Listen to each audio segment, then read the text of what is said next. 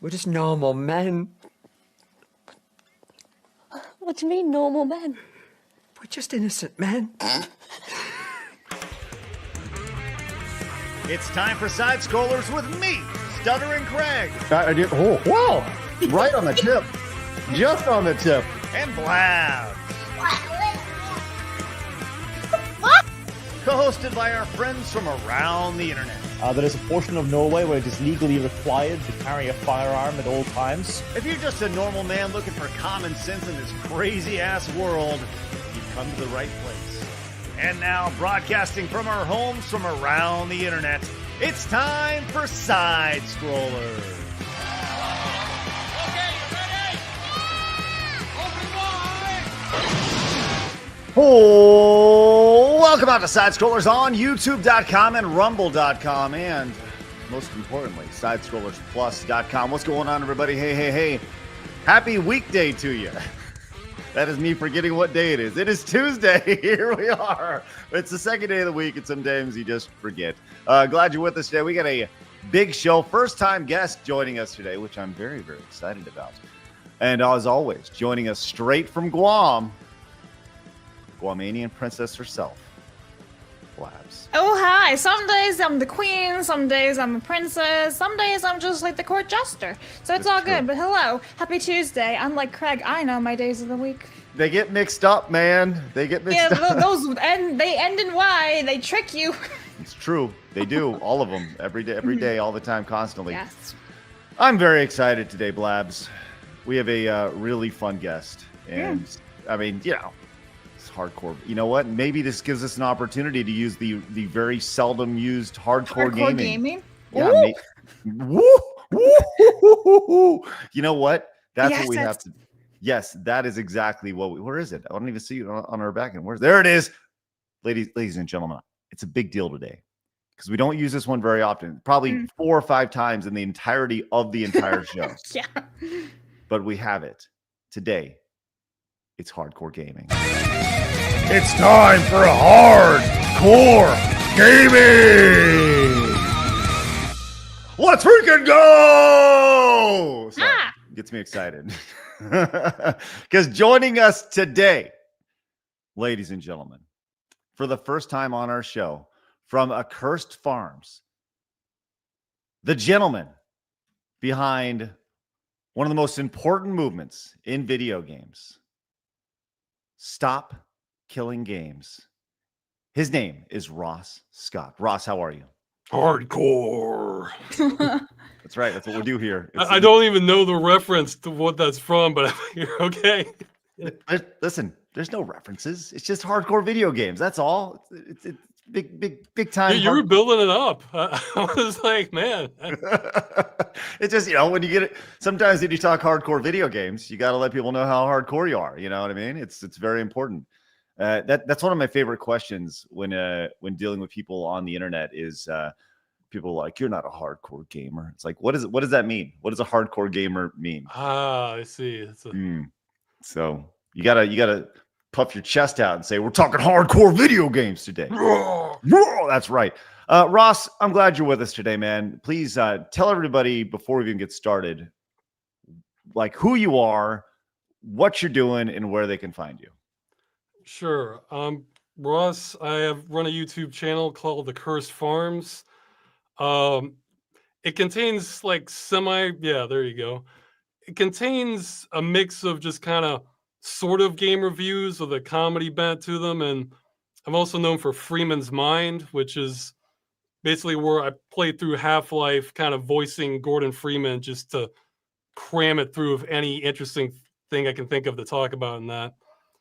And then, actually, in older stuff, I did 3D animated videos, which I eventually hope to get back to. Let's go, dude.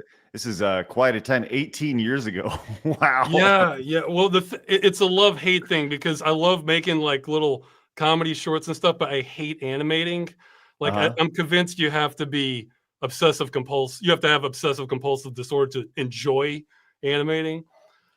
But I guess a big part of the reason I'm here is just a sort of a long detour that I never really wanted to do, but I felt like I had to.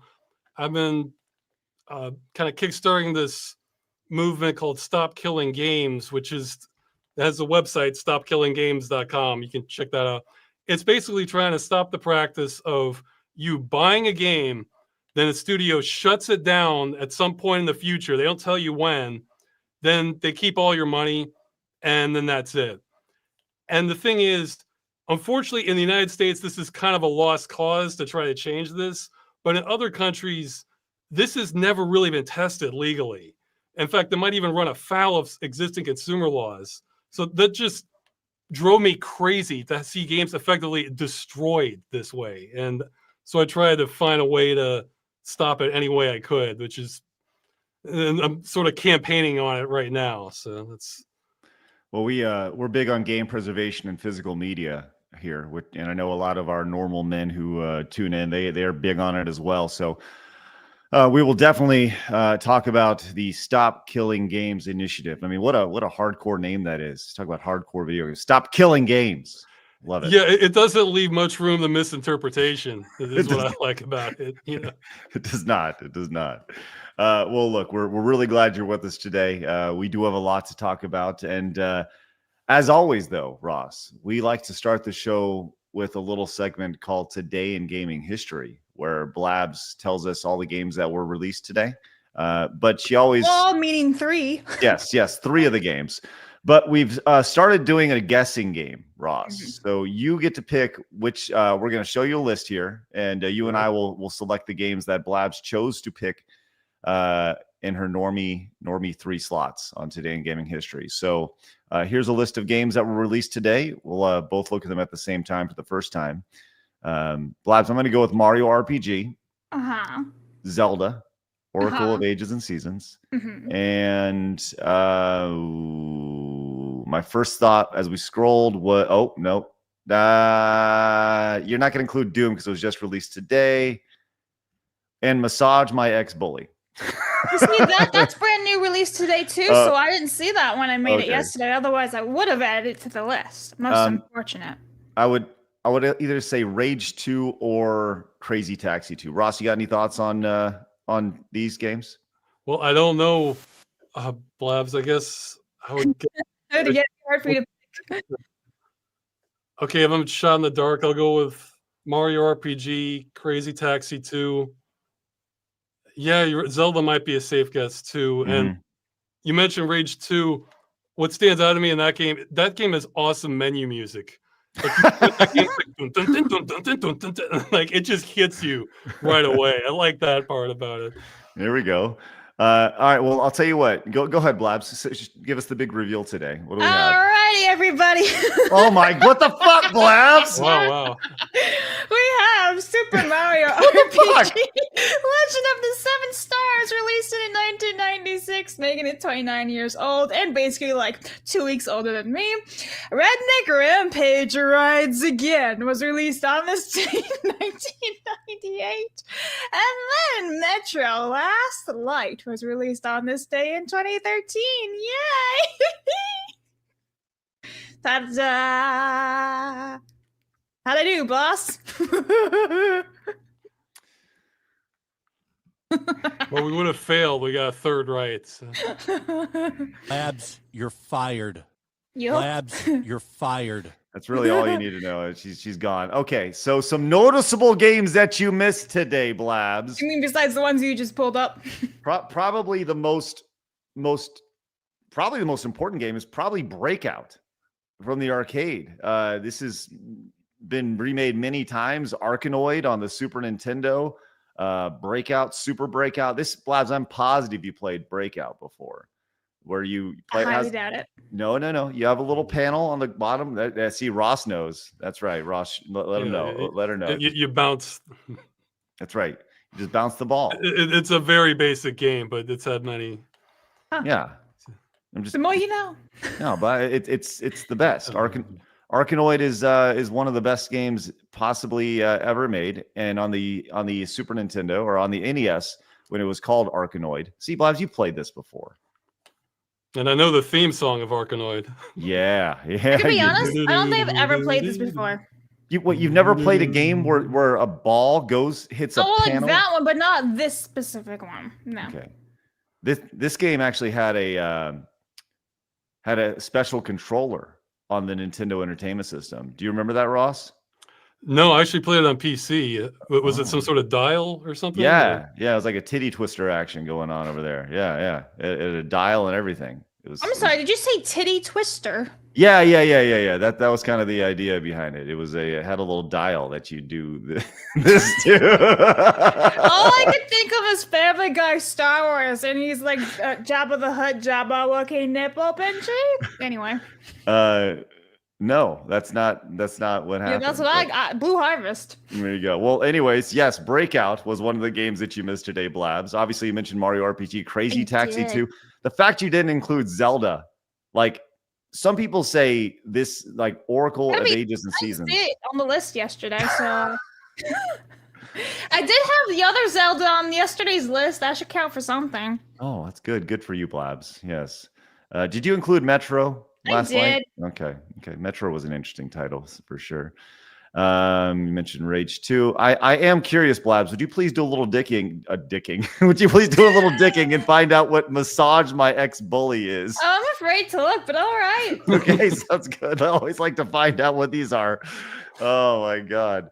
Massage My Ex-Bully. Yes, Blabs. Tell us more. Maybe I can find it on Steam. Yeah, it is available on PC. It's important that we need to find it. 15% off. All right. Oh. You know, okay, is there anything worse? There's the vajayjay. Oh, there's butt cheeks. Oh no! Oh, okay. There's a full shot of everything. Full shot of what, Blabs? It is a massage. It's like, well, you know, spreadsheets. There's a shot of spread cheeks, okay? And then there's also a shot of hands on an ass. Yeah. Hey, Ross. Look, there's a fake dick. That's fascinating. Okay. Ross, welcome to Side Scrollers, Ross. Hey, you can play the demo for free if you want, or 15% off at $5.94. Hey, Blabs, that sounds like a great opportunity for you to play Massage My Ex-Bully on SidescrollersPlus.com. I'm good. I am really, really good. This sounds more of a thing for Arch or Kirsche, not me. Can we make a list of just games that we should probably play on Plus? Can you just start those? Like Sex with Stalin, yeah. Hitler. There's just too many of them, and oh my God! No! What just happened? She flew too close to the sun. Yeah. I'd say, let's go, Icarus. What happened? Okay, I left the page on and it turned into a video and there was a lot of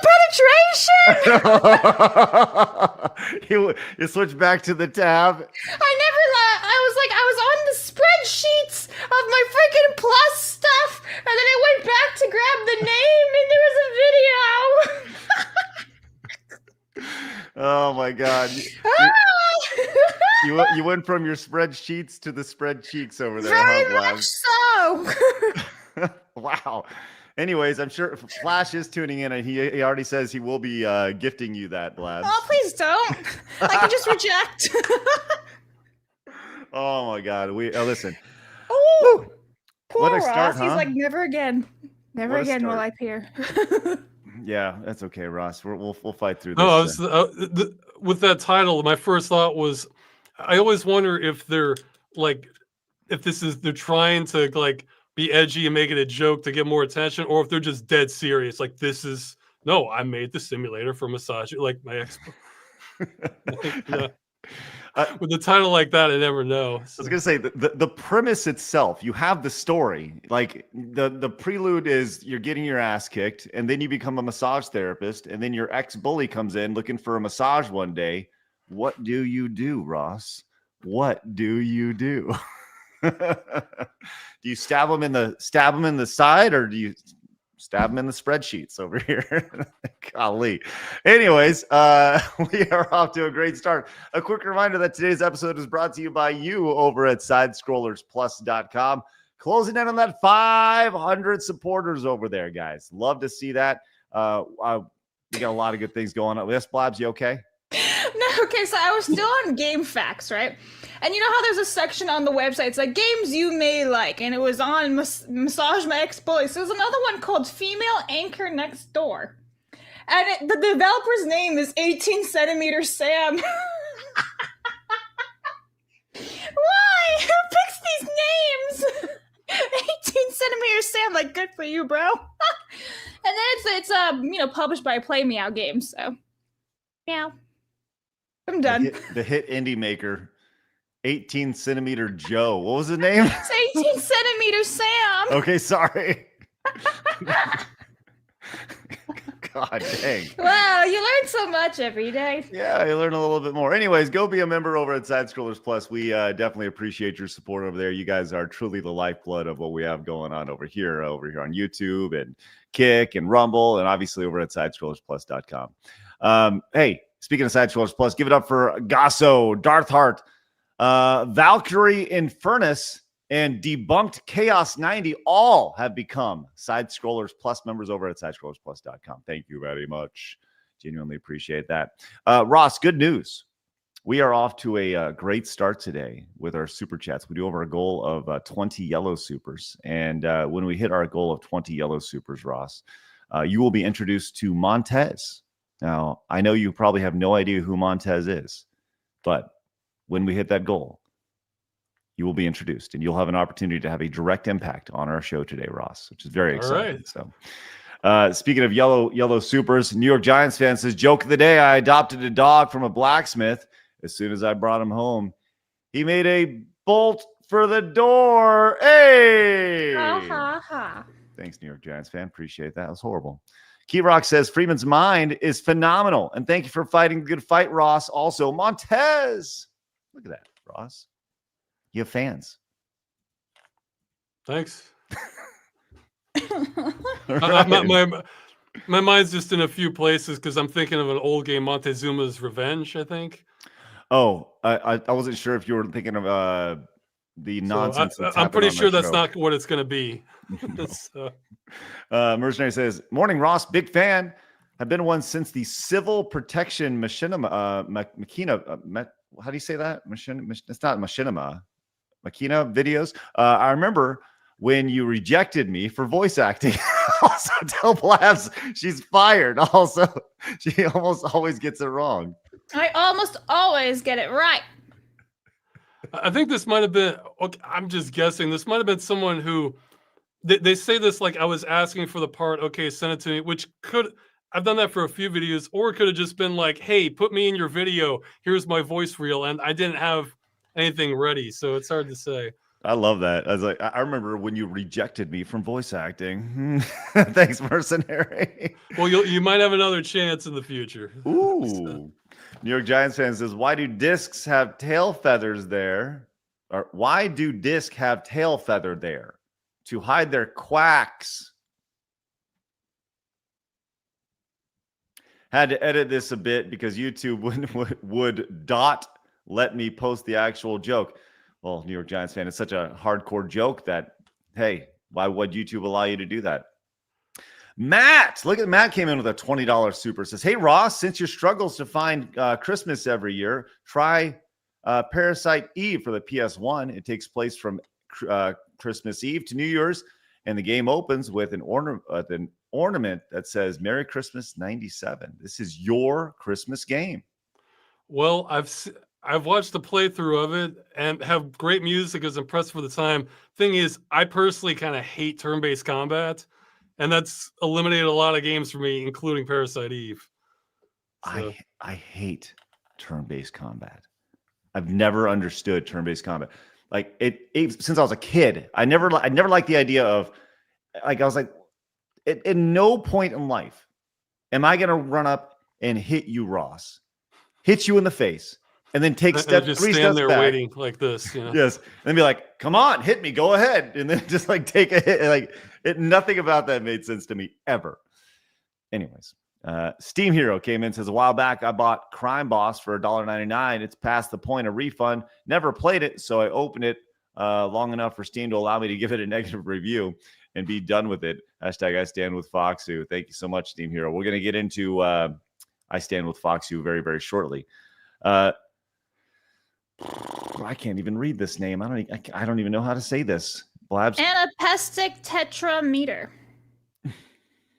Thanks. Blabs, I'm just going to read that. I think that's how you say it. Craig and Blabs donated before under another name. Buddy and I will be streaming first time Saturday. May I please shill our Twitch today and again Friday? We'll wait for yes for or no. You can absolutely shill. 100%. Yes. Thank you very much. We're all about growing. As we grow, we want you to grow. And I think that's really important. Delta came out of the 10 says, oh, hey, Ross. Saw you interviewed by Boulder Punch and Patricia TV. Glad to see these two schmucks have you on. Still waiting for the Freeman's Mind finale. Have you tried the NVIDIA RTX Half-Life 2 quote-unquote demo? That's like 8 times the file size of the original. No, I haven't messed with that. I do need to get more Freeman's Mind out. You can blame a lot of this on a lot of the delay on the campaign. I never wanted to, but it felt like it wasn't going to happen. It's the classic, if you want something done, you have to do it yourself thing. Right. So. Right. Arma says, hope everyone has a great weekend. Thank you for the well wishes. Appreciate it. Get some tacos on me and some carrots for the heretics. Thanks, Aramis. Says, had some friends that watched Accursed Farms back in the day. Ross, you got fans overseas, my friends. Look at that. You get fans everywhere. It's great. Excellent. Okay, man. We see all your super chats, all your direct donations, all your Rumble rants. We will get to every single one of them throughout the show. We greatly appreciate your support. But right now, it's time for my favorite segment, your favorite segment, everybody in the world's favorite segment, friends. Ross, it's time for hard news.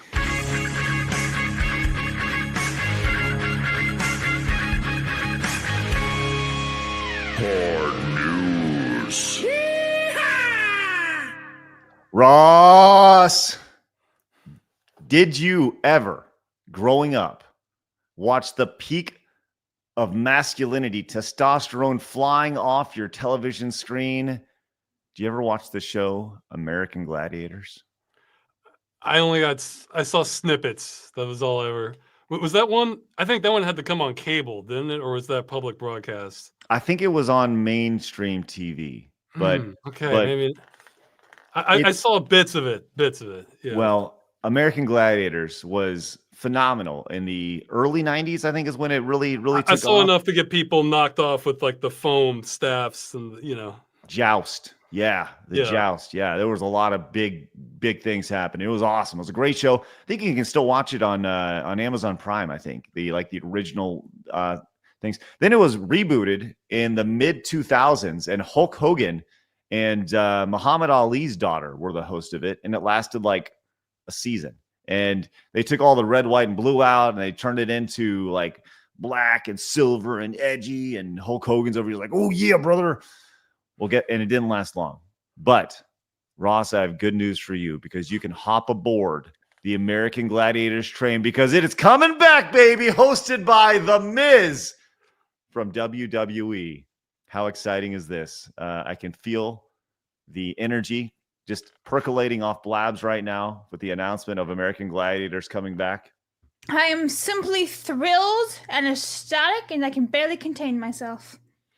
Ross, do you have a whole lot of energy in getting behind a reboot of American Gladiators ×3? Hey, I am always happy with an opportunity to watch people kind of beat the crap out of each other without killing. So it's. I knew I'd like you, Ross. I knew I'd like you. That's one of the things when you go back and you watch the original American Gladiators. There are I watched a couple documentaries about it. I think Prime had a documentary about American Gladiators, and so did Netflix. They actually both had. It's weird how those services have these documentaries that release about the same topic at the exact same time.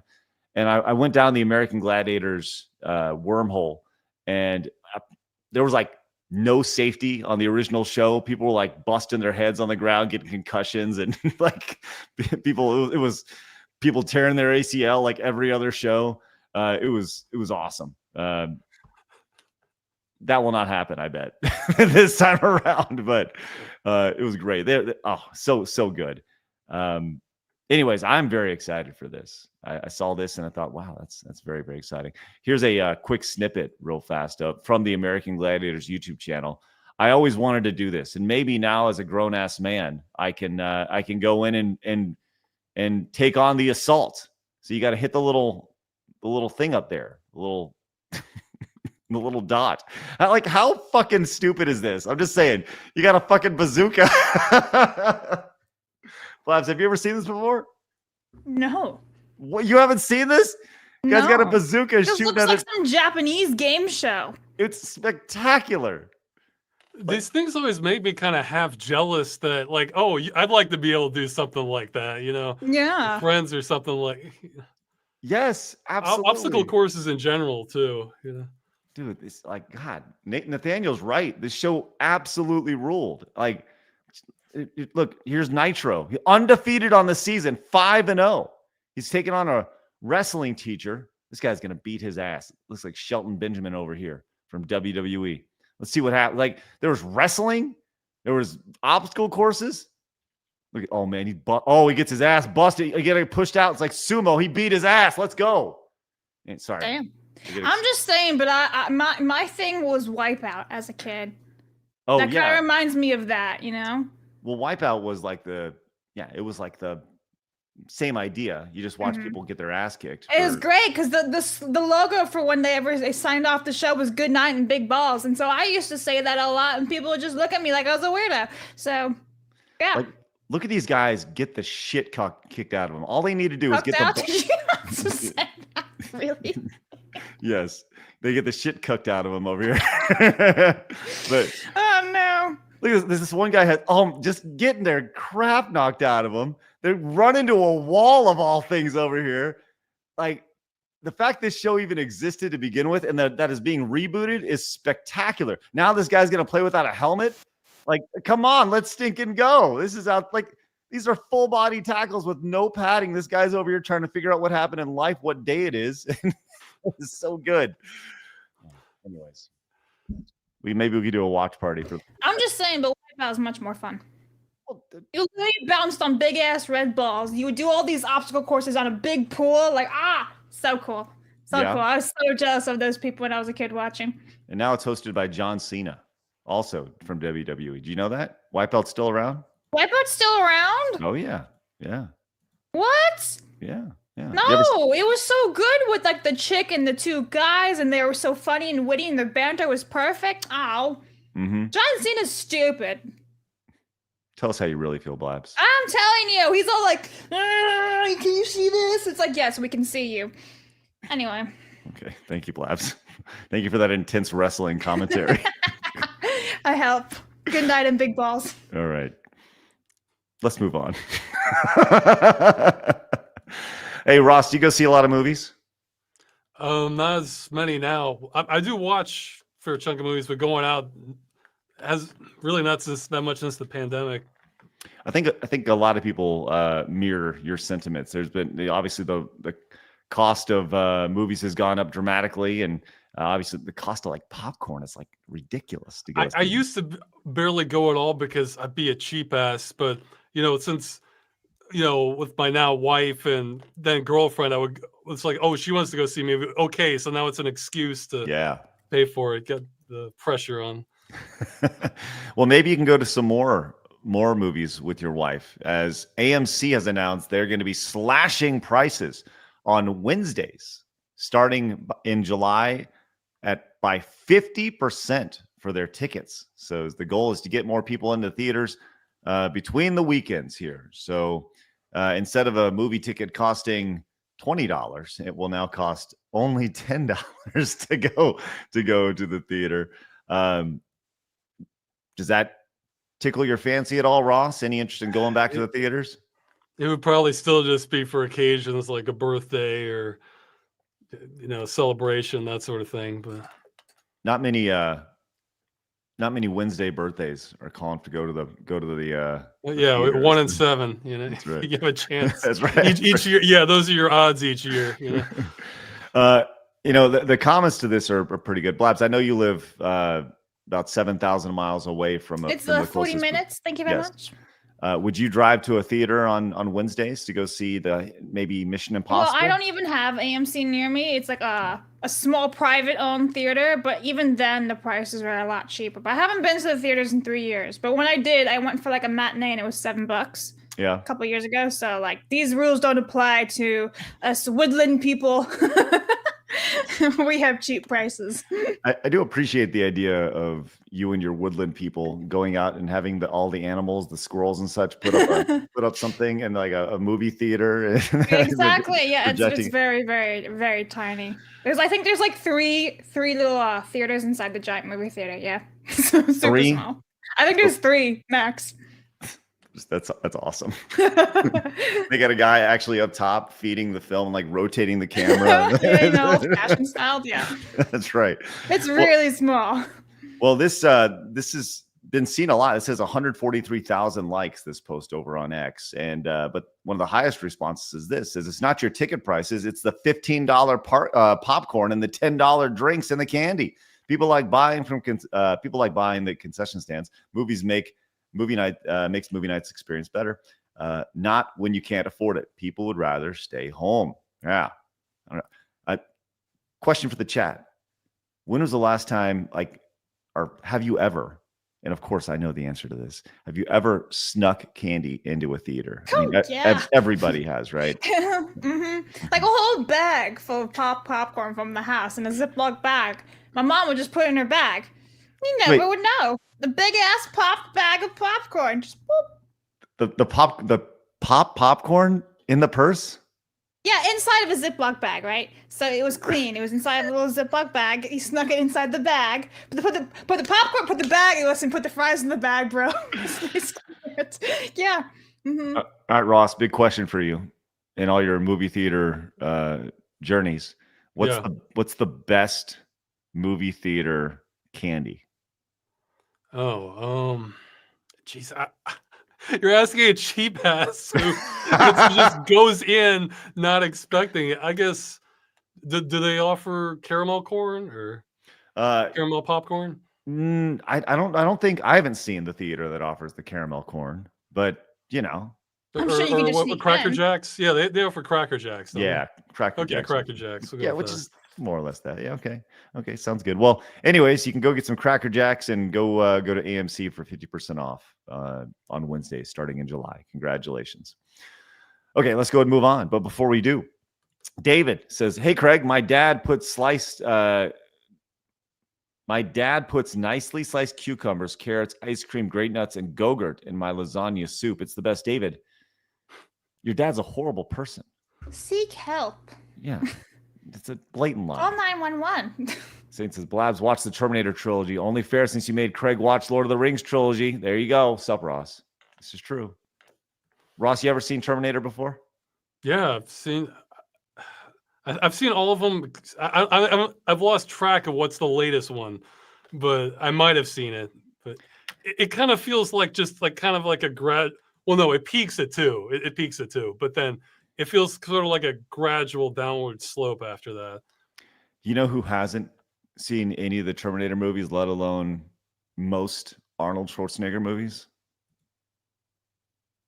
Well, for what it's worth, there are many people who consider Terminator 2 one of the best action movies made, period. So you might want to watch it just to see what all the mania is about. Listen, this is mania that's been going on for 30 years now, Blabs. You gotta give it a go. Gotta at least try. Just saying. She has no really, I could see somebody watching one nowadays and think like, well, I don't get those all right, but I don't get what all the hype is about, except maybe the police station scene. That part's amazing. But 2, that's like the gold standard for, it's the high watermark for sci-fi action movie. Spectacular. It's hard to top. Dude, if you go back and you look at like the visual effects in Terminator 2, they still hold up. Like they're really, really good. You know what the only part that jumped out at me, I rewatched it again a couple of years ago, was that you could tell it's not Schwarzenegger for one of the motorcycle jumps in the slow motion, but that was it. I actually heard even what's his name? Patrick somebody. The guy who played the new one T-1000? is coming back. Yeah. No, not Patrick Swayze, Blabs. No, but Patrick Swayze's top movie for me would be Roadhouse. But I heard that when they were having the shootout in the hallway, he had to train himself not to blink when he fired off the blank because that would appear more robotic. Oh, it's wow, like that's little awesome. touches like that. It's like, man, it's Yeah, Robert Patrick. Yeah, for Yeah, Robert T2. Patrick. Yeah, it's great stuff, man. Whew, brilliant stuff. Anyways, we'll eventually wear down Blabs to where she'll watch Terminator 2. It'll be great. I can't be broken. Sorry. You can read this though, Blabs. Antipastic Tetrameter says, thanks all. May 17, 6 p.m. Don't forget to say which time zone. Come watch my body's first time experiencing Disco Elysium. Elysium. How did you get that? But you can't say anapestic. Anyway, at Anapestic Tetrameter on Twitch. He had one job and picked the most difficult channel name to promo, of course. Well, let's All right. everybody check him out. There it is. If you can find your way to Twitch and that name, that's pretty. it is an uphill battle for trying to get a foothold. Yeah. Yes, for sure. Well, good luck. I'm glad we could help you. Dirtus King says turn-based RPGs are evocative of tabletop RPGs. Also, the story is the focus of these turn-based RPGs. The most turn-based RPGs-esque of these are strategy RPGs like Fire Emblem and Final Fantasy Tactics. Oh yes, I know their origin story, friend. It doesn't mean I like it. But that's why I watched the playthrough, so I could just skip the turn-based combat. That's right. And see the story. Might as well read a book. I'm just saying. Upus came in and says, thank you, Ross. I discovered several games from the game dungeon like Messiah, Sin and Baldi's. Is it Baldi's? Is that right? Yeah. Which I enjoy very much. Also made a mini campaign to convince friends and family to sign Stop Killing Games. Thanks. Appreciate it. Good stuff, Upus. RDH says JDA trying to piggyback his fantasy off of Kirsche was funny enough, but of course, Alyssa Mercante had to say, "Hold my Hassan body pillow," and chime in. I'm not even want to talk about the waitress. Brian says ESPN 30 for 30 has a documentary about American Gladiators. It's good. I remember playing Breakout on Atari. Yeah, all those 30 for 30s are spectacular. And Rary says, as soon as you say movie theater, I remember the old days when you go to Blockbuster, rent games, movies, etc. It was great. It was great back in the day. But today, with digital distribution, it's going away soon, like BB. Yeah, man. God, I was just telling my daughter on a quick side story here. I was just telling my daughter about renting movies and renting games. Like I have my 10-year-old daughter, and she's always like, "Tell me a story from when you were a kid." There was, for me, Ross, the game that I always wanted to play, but I never bought, was Super Mario All-Stars on the Super Nintendo. Yeah, I bet. This was awesome, right? It was like, 4 Mario games all in one, 16-bit. It was great. So the video store that I went to was like a mile and a half away from my house, right? So I'd get on the bike and pedal down there as fast as I could. And I remember calling the video store and being like, "Do you have Super Mario Brothers on the Super Nintendo?" And they'd be like, "Oh no, it's just checked out, blah blah blah." And you're like, "Well, when's it gonna be coming back?" And they're like, "Well, it'll be back on Monday." And then you call them on Sunday. They're like, "Do you have Super Mario Brothers on the Super Nintendo?" They're like, "Well, no, it's still gonna be back, on Monday." They're like, "Well, will you call me when it comes in?" And then on Monday you call them back. "Do you have Super Mario Brothers on the Super Nintendo?" No, they and they're like, no, it hasn't been pulled, hasn't arrived yet. So you call them in an hour later. "Do you have Super?" And they go, It sounds like you were competing against somebody like you who, like, yes. Once they finally get it, they're never giving it up because yes. they bring it back in, pay the rental fee, and then bring it out again. Never. Right. And I'll tell you this, Ross, when Super Mario All-Stars for the Super Nintendo was in, and they said, "Yes, it is in," I said, "I'll be right there." And I literally stopped everything, ran out the door, got on the bike, pedaled down as fast as I possibly fucking could, got there like within like 3 minutes, like real time. I'm talking, I'm flying faster than a freaking, I don't know, whatever. And get in there, and I'm like, I walk in and I say, "Do you have Super Mario All-Stars for the Super Nintendo?" And you know what they said to me? You just missed it, or It was just checked out. Yeah. Of course. See, that sounds like a situation where that might be, well, no, it was bigger than that, but stuff like that might have led to the decline a bit, because if the game's that hot, you got to have multiple copies. You know, that's usually how they would do it for like new releases for movies, but I guess the video games were a side hustle for them. It was like $30, you know. Well, the games would cost what, between $40 and $60, right? So,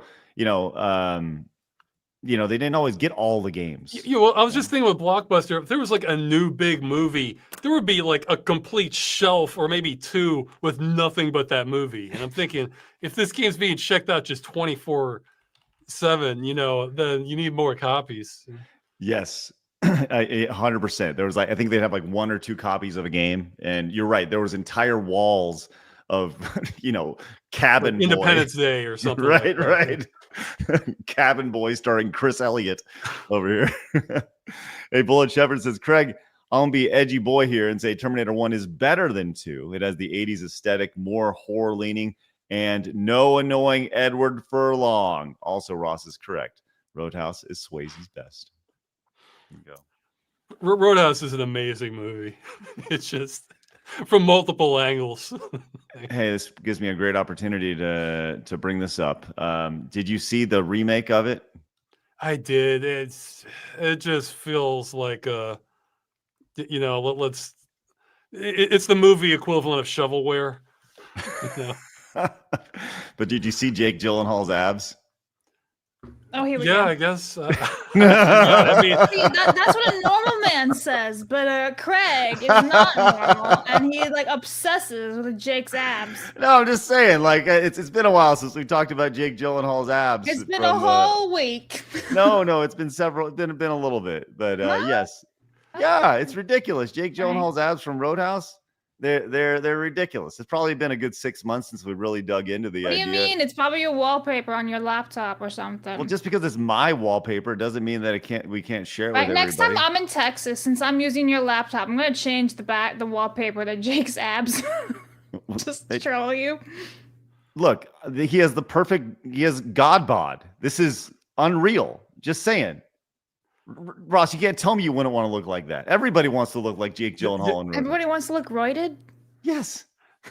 Yeah, well, I was thinking when you envy someone, the idea is you have to envy the whole their whole life, essentially. So do you really want to put in the time it takes to have a body like that? See, I'd rather be just fit and okay and not have to spend, nope, you have another 5 hours lifting today. So yeah, you got to look at what's behind all that. That's half his job, is to look like that. This he gets true. paid to do that. This is true. And realistic.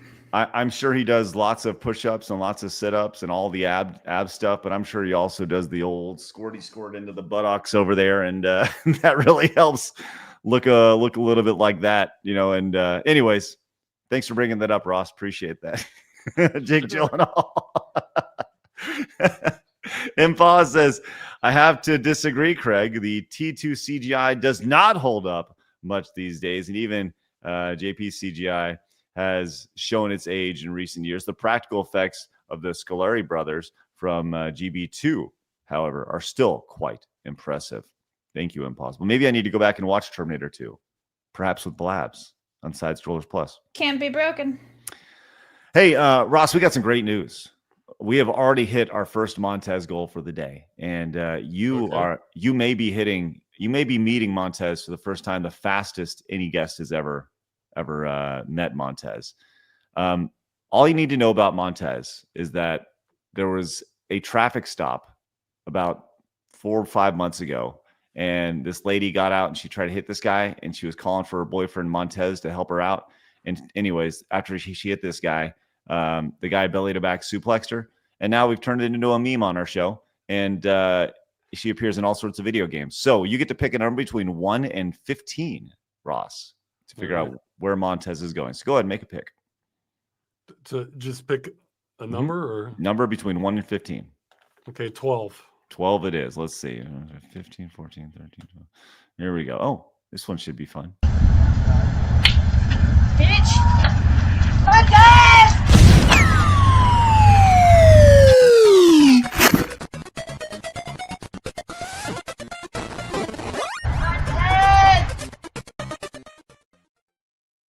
I love the hair added to Kirby. Yeah, it's great. It's great stuff. So, anyways, that's Montez, and we have about 15 animations of those that have been made by both. I have to be careful when I watch road rage videos or something that I'll be like, because then they'll recommend another one to me. It's like, oh crap, it's been 20 minutes. That stuff can be crack to me sometimes, so I have to limit my usage, limit my viewing of it. Watching people get wrecked on the side of the road. There was a good one. Well, best one I saw recently was this pickup guy got in a fight with this guy who got out of a PT Cruiser. And he won, the PT Cruiser guy.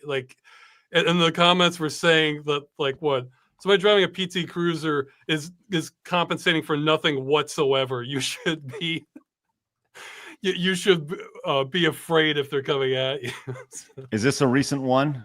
Is this a few weeks ago? I think.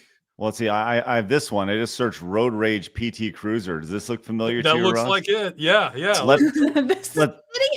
Yeah, I don't think you'll be disappointed. Let's go. Damn. It's not good to bottle up rage. He worked it out, I'm pretty sure. Fun fact about PT Cruisers. When I was a child, I thought they were called pretty cruisers. Oh. And now just because you couldn't say PT, I guess, it was like pretty cruiser. So yeah. Okay. Fun fact. What the hell is she talking about? Thank you, Blabs. I thought I'd share. All right. Wonderful. Well, I now know what's on your memory here and on your YouTube. Yeah, well, you can see why it stood out. Hey, you're gonna love American Gladiators, Ross. I'm gonna tell you that right now. If you love watching people get body slammed, you're gonna love it. You're gonna love it. All right, let's move on and talk about this. Blabs wanted to talk about this story because apparently Blabs is listed and been notified about this, as Blabs may be a plaintiff of this lawsuit here. Oh, the Apple lawsuit. Yeah, so everybody check your emails. If you had an Apple account through a certain time period, or if you still have it, you may be entitled to compensation, because I actually got this email and it's legit because, everyone's covered in the media right now. But basically the TLDR was that Siri was listening in on you accidentally. So now there's a giant lawsuit going around. So all you have to do is they will email you if you've been in this little time frame between 2014 and I forget what it was. Yeah, I think it was 2024. So between 10 years, guys, 10 freaking years. Hold on. Anyone who's owned an Apple device, any Apple device, which is the entirety of the world. No. Right? Well, let's just be Dude, the only reason I'm in this, I never had an iPhone in my life. I have an iPod Touch. Yes, Blabs, that's what I'm saying. It's wild. An Apple device. I'm not saying an iPhone. I'm saying an Apple device, right? May be eligible to receive part of 95. Okay, first and foremost, only $95 million. This is going to come out to 7 cents by the time. Yeah, so you may get a whole dollar to buy a pack of gum or some shit, But if you may be in it, if they emailed you between in the last couple of days, I got an email, Lady Desiree got an email. So I went and put my information down, and maybe I'm gonna get 16 cents. So we'll find out. That's a pretty good price to harvest people's data for 10 years for the company. I mean that has to be worth how many billions? Yes. I mean, they say accidentally. Yeah, I bet they say that in court. Yeah, accidentally listening, accidental Siri.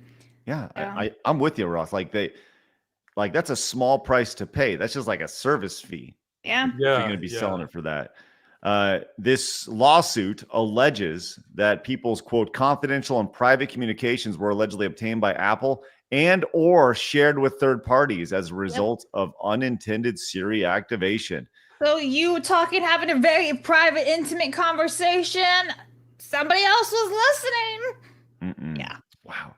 Blabs, do a quick Google search and see how many Apple devices there are in the world. Just curious. Just see how many there are available. And then let's take that number and we'll take 95 million and divide it by that, and we'll see the potential. Okay, so according to Google AI, Apple has more than 2.35 billion active devices worldwide. Okay, let's bust out the calculator here. It's always a fun game I like to play here on the show. Bust out the calculators at 2.3 billion. 2.35 billion. And the lawsuit, you'd get $95 million. So there's 3 zeros. And then you divide it by 2.3 billion. Is that correct? Yep. 2.3 billion. Let's see. I always lose track of how many zeros when you get. Yeah, I have to do 1, 2, 3, 1, 2, 3, 1, 2, 3. 6 more zeros. 1, 2, 3. I think that's correct. All right, so here we go. Grand total of the amount of money that you could be receiving if all $2.3 billion went in and got a piece of the $95 million is 4 cents. Well, no, it's less than that because the article said you may be entitled to part of the 95. So it's really 1 penny. I may have misread it. It sounded like that would be like after the lawyer's fees. Oh yeah, Right. You'll get absolutely nothing. The lawyers will get everything in this lawsuit. 4 cents. 4 fucking cents. That's so good. Yeah. I will let you guys know what happens because I got all my information in. I was like, all right, let's see what happens. Yeah, and you could shrink it more if you wanted to apply inflation backwards from when they started doing. Yeah, for 2014, you know. Yes. Oh my God. What an absolute Because 4 cents is worth less now than it would have been in 2014. Yes. Yeah. And I still have an iPod Touch. I use it in my car for music. Good for you, Blabs. Yeah, I'm cool, man. I got iTunes on my desktop and everything still. It totally does not work with Windows 11. It totally doesn't freeze shit up. No, it's totally fine. All right. Just a quick hit to update things on the Kirsche story. We're going to talk more about this tomorrow, but I don't think that Ross knows a whole lot about what's going on in the VTubing space. So we elected to not really dig into that. But just a quick update for you guys. Yesterday on the show, we had the I Stand With Foxu hashtag that we started up, and that was trending throughout the show. If you guys haven't yet, please go over and retweet that, the I Stand With Foxu hashtag. This was in direct response to the I Stand With Anna Valens hashtag, which there's a quick update here, just a minute and seconds here of how that's going over here. So we have this here, and it pretty much is done. 10 whole tweets. Whereas if you look at the I Stand With Foxu, it goes on for days and days and miles and miles and miles of internet space. So great job with that. If you guys haven't yet, please head over there and retweet that if you stand with our crazy fox lady friend Kirsche. We will definitely dig into more of that tomorrow. But like I said, out of respect for Ross and what he has going on over here, we're gonna. I know nothing about any of this. You know anything about the VTubing world? I only learned a year or two ago what VTubing even is, so that's about the full extent of my knowledge.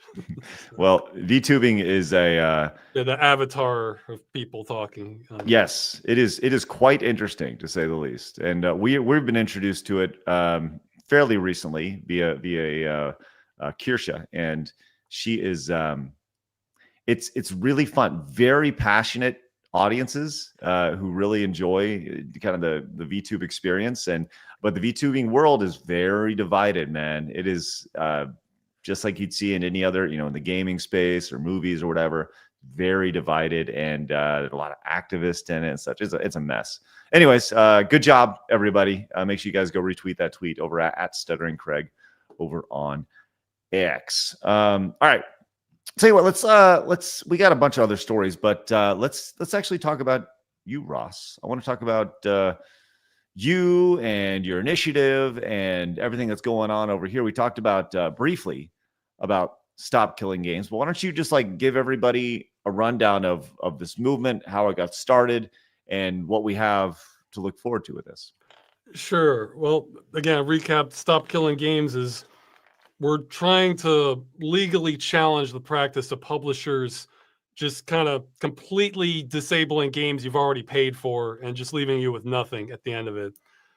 And this is an issue that's just bugged me for decades, to be honest. I mean, even before the game's shut down, just knowing that, oh, well, here's a great game. Too bad I don't know when it's going to be destroyed. I mean, whereas, you were talking about like Mario All-Stars. I bet if you got a copy of it, that's it. That's yours for life. You Right. know? Like you want to come back to that anytime you want. And we've seen the industry kind of shift more and more on that. Well, again, the legality of it just hasn't been tested in other countries. So late last year, no, the year before, I'm getting my years mixed up. Yeah, sure. There was I've been always looking for an opening on this, but again, in the US, it's like my mind's going all over the place. In the US, I was never able to find like a great angle on this because in theory you have consumer rights, but then when it comes to games, it's like you don't, but then it was difficult to find like, well, what laws pertain to this? And it just felt like a dead end on it. But what I found was that in other countries, this wasn't established at all. The big ones are especially countries in the European Union and Australia, where they have much stronger consumer rights laws. And I guess, last year, a big game that was a perfect candidate for this sort of thing to test it of the consumer agencies was The Crew. Right. So this was a good candidate because this is a driving game by Ubisoft, but it sold, or there were at least 12 million players total for the player base. So that meant a lot of people still had receipts that they could send to a consumer agency. It also is what I call a clean kill, which means that they shut that down. Everybody was left with nothing. It wasn't like, oh, the DLC doesn't work anymore, or, oh, the multiplayer doesn't work, but the single player works. So this is something a consumer agency, which might know nothing about video games, could grasp and understand. And the big important factor was Ubisoft is a French publisher, which has way more laws on their consumer rights and what applies or not. So it was really the perfect candidate almost for this sort of thing. So we got a bunch of people to basically send in complaints to countries where they would listen. And actually for France in particular, you're not going to get compensated, but they would accept complaints on this worldwide. Mm-hmm. So literally every owner that heard about this was able to send complaints, which ended up being thousands coming into their office. And since then, the legality of this, which government's looking into this, is like, hey, is this legal to just take this game from everybody and not tell them when you were going to do it, when they bought it, that sort of thing? So far, we still don't have answers, but it's been escalated in France, Germany, and Australia are the big ones. So the angle we're going for is if it's found that for this to not be lawful, that might actually end the practice more or less globally, because what would happen is, say, like France and Germany, I forget the population of them, but it's in the tens of millions. Mm-hmm.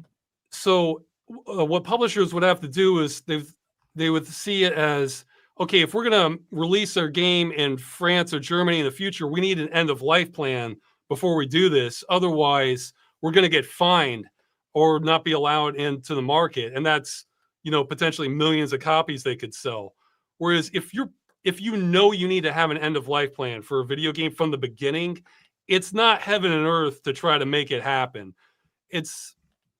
We've seen a few cases where the publishers do this on their own, like Knockout City was a recent example where they had to shut it down, so they patched it on the way out that you could host the server privately and people could connect to it. So now that game's safe for all time, pretty much. Now that's the one angle we've been pursuing, and that's all underway, and we just have to wait and see what happens. But while I was at this, I realized that there were some governments allowed you to petition them directly, where you could propose essentially new law on this.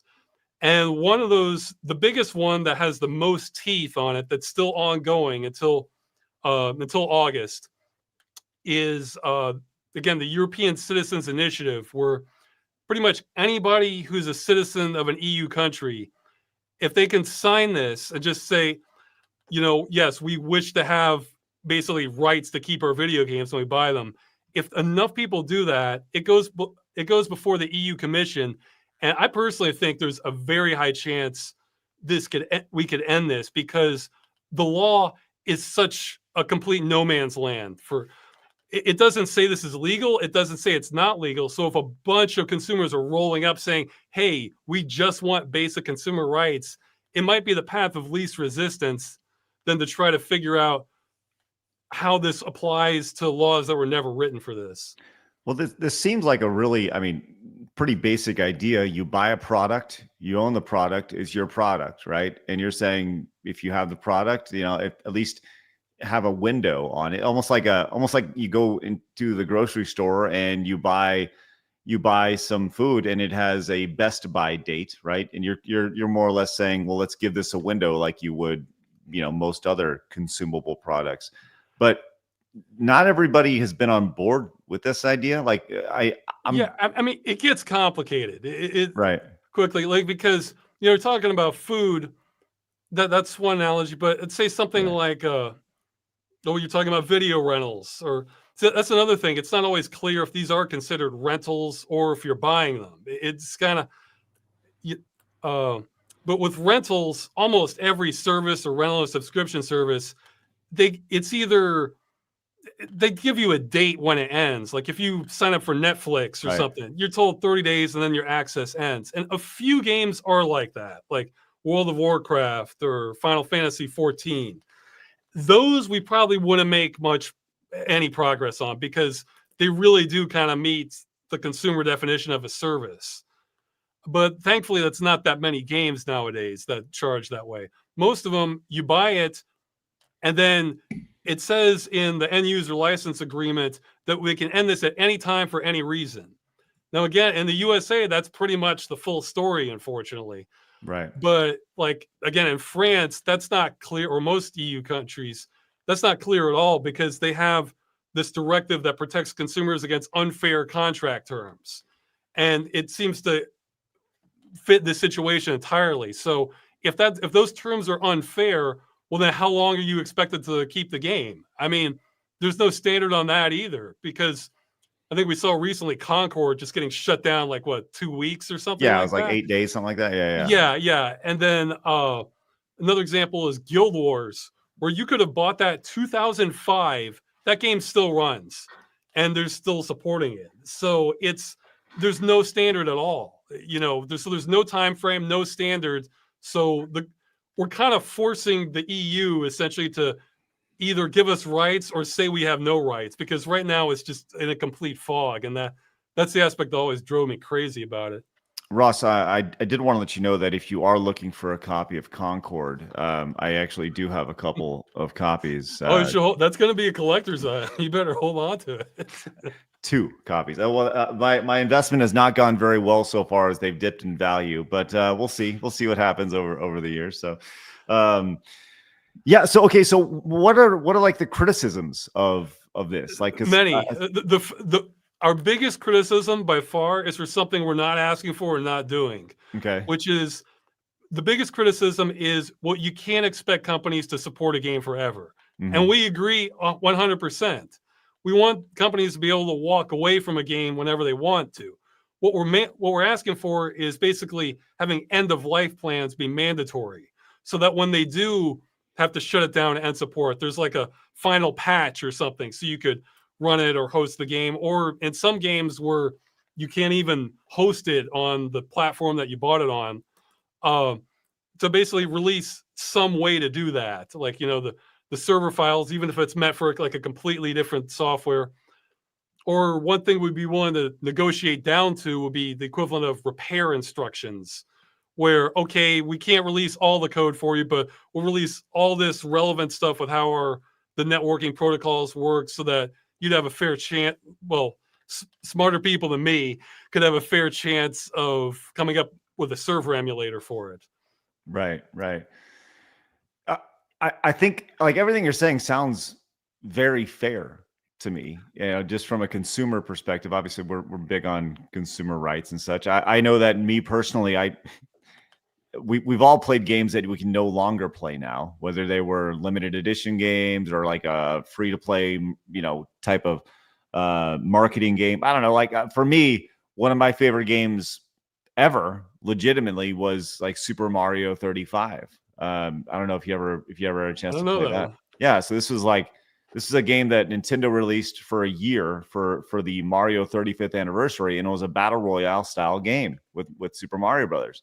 I loved this game, but now they did say it was only going to be available for a year when they announced it. But there was it wasn't monetized. It was a free game. You couldn't add like costumes and such.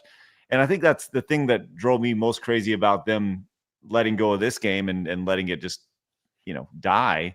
Was there's so many opportunities for it to be monetized. Like you could have changed Mario's outfit. You could have been, you could have done costumes or, all sorts of microtransactions, but they didn't want to offer any of that stuff. And there was a very, I would say, very active community behind this game that certainly was interested in supporting it. But they ultimately decided against it, which for me broke my little Mario loving heart.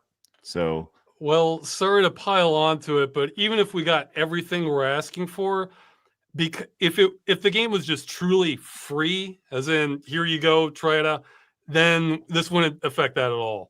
Because if the game is just 100% free, then there's not really any commerce going on. So there's not really any Ross. Yeah.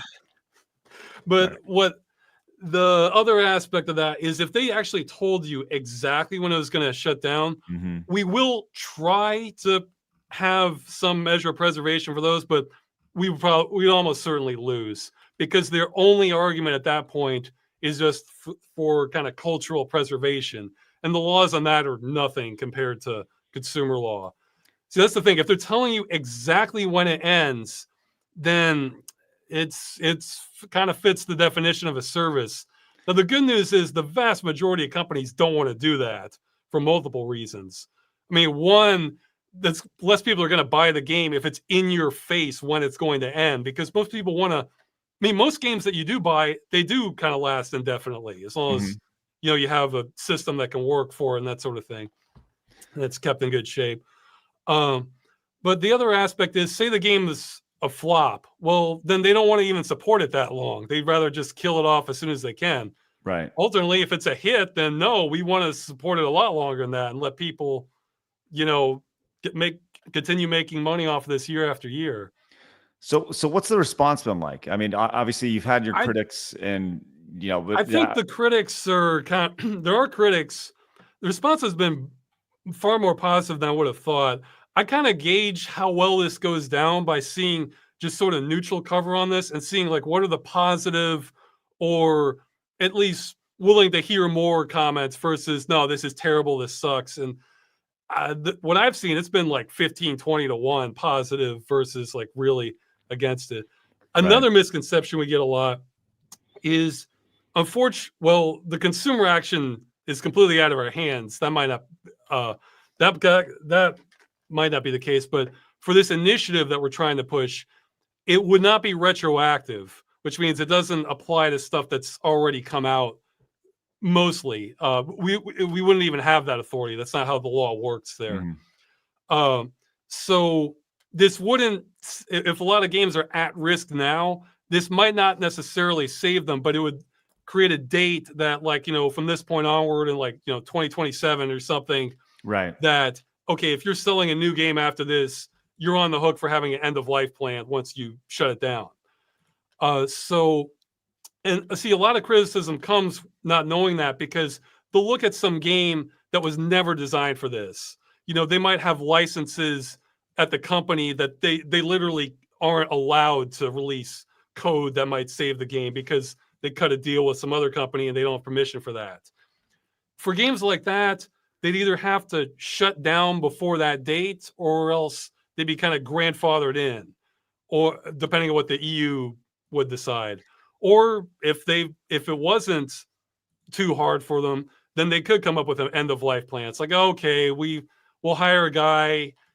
We still have the code. It'll take him a week to come up with a patch so you can host this on your own, and then we'll release that at the end of life. So what is the? I'm sorry. What has the response been from I'm assuming you spoke with some politicians about this, or is this like a few actually? And what's the response been to that? Has it just been like, you stupid gamer people, or is it? Oh, like, I are they think actually open to I it? think the vast majority don't even care or aren't even aware of it. Right. Politicians typically don't care about video games unless there's something protecting children or gambling. Right. Pretty much anything outside of that, they just don't really care. The ones we did talk to, it was just dumb luck actually that they kind of jumped onto it. They were for this, but they fortunately got voted out. So we're kind of back on our own again. So this is an uphill battle, to say the least. oh, in every way. All right. Okay. So you're fighting against big multi-billion-dollar global companies, and you're just saying, hey, just It's not as lopsided as it sounds with that, because again, with the US, they've already won. Like this, the law was settled on this back when I was in high school. I just didn't even realize it. See, really, because the laws might actually not be on their side. Yeah, it's insane to think about that. Industry worth billions has been doing stuff this entire time that the law just doesn't cover. right. Again, I analogy I bring up all the time is Uber. When that first came on the scene, governments weren't sure, wait, is this a taxi service, or are these employees or contractors? The law just wasn't written for something like that. And that's really where it is, even though this practice has been going on a couple decades now. Well, this is a really interesting conversation, and I totally get what you're fighting for. I think that it's an important fight for, just from a consumer perspective of, like, I think all you're asking for is a little bit of clarity, a little clarification on how these things are working. And we have seen, I think Steam updated their terms of service saying, like, hey, you don't actually own these things. Didn't they do something like that recently, or EA did? Yeah. Though that was, I think that was probably in response to this California bill that came through, where they said you have to. Even that has some loopholes in it, but that's basically saying that you can't be so sneaky with the language. Like if you're saying purchase or buy, then you have to be more explicit that you don't actually own this. And so that's not quite accurate to say that. Clarity I'm looking at is like the second prize. The main thing I'm trying to do is just try to stop games from being destroyed as a norm in the industry. And the best analogy for what we're trying to do is actually what Australia did several years back with refunds for digital games. Because you probably remember, well, maybe less so on console, but on the PC, it used to be if you bought a PC game, that as soon as that left the store, that's it. You can't refund that. They're not going to take it back. And that kind of carried through digitally until Australia, their consumer agency, went and sued Valve over it because this violated laws that were on the books for it. Valve lost that case. And so not only did they decide to finally start offering refunds for Australians, but they implemented it worldwide. And then a lot of the industry just kind of went along with it because it just wasn't worth them fighting it just in every country, having one court case after another. So it became the path of least resistance. And that's what we're trying to do here with an end of life plan, because this does not have to be the most expensive thing in the world for companies. If we were trying to stop loot boxes, yeah, they would fight that to hell and back, because that could be worth billions to the industry. So it's an existential risk for some of them. We're just trying to say, no, you just need to have something so that the consumer isn't completely screwed at the end of this. That's what it feels like, for sure. All right, I wanted to get your thoughts. Well, is there anything else we need to know about this? How can Probably. people support What's you? the chat saying? Well, I could. Chat is very intrigued by what you're Okay, saying. I can answer any question you have, but there's like 50 elements once you start drilling into the details. I never know where people's minds are going to go on this. All right, well, you guys, if you have questions, fire them away in the chat. Marius says, I see what you're doing, Apple. Oh, we'll get to that here in just a second. Let's see. Scrap Gamer says, hey, here's an interesting fact. Games like Loadout, Lawbreakers, Battleborn, Evolve, and others are not completely dead. In fact, they're still being kept alive by the fans. Yeah. This is really Lawbreakers. I didn't know that. That one was dead for a while. Yeah, I mean, that's interesting. And they're available until they're not, until the big bad corporation comes in. And well, that already happened, I think, with several of those. See what happens. Actually, we actually did some statistics on this for another politician, or consumer group rather. We found that out of the games that shut down, about a quarter of them come back through fans, which is, I find, almost staggering, because that is so much work to reverse engineer a server emulator. It's like in one video, I compared it to kind of cracking the code the Germans were using in World War II, only to get comments saying, no, it's harder. Like, that's Mercenary says, hey, Ross, wasn't there a publisher or developer that went out of their way to basically make a game brick your computer? I remember there was a story out there of such company doing this on the way out. Do you recall this? Not that I'm aware of, unless probably not on purpose. So that you could actually get sued for other things there, that if you're spilling over and wrecking your system. Patrick Gastal says City of Heroes is still around with several independent servers. There you go. Yeah, although City of Heroes is a weird one, because that was shut down, and I think nobody could play it for a few years, but then they came back and then offered licenses, and now I think it's safe. That one's kind of an odd one. That guy Gus says, Ross, love you, 100% behind the idea of yours. Question: what would you say to someone whose criticism is that government regulating things always makes it worse, like the cafe or small trucks? I can see where you're coming from. I guess the first thing to know is this is the last resort. You know, I kept hoping like this would kind of get resolved one other way, or there was another way around this, but I think there was a stat not long ago that said something like 95% of big studios have like a live service game planned. Like, it just keeps kind of escalating.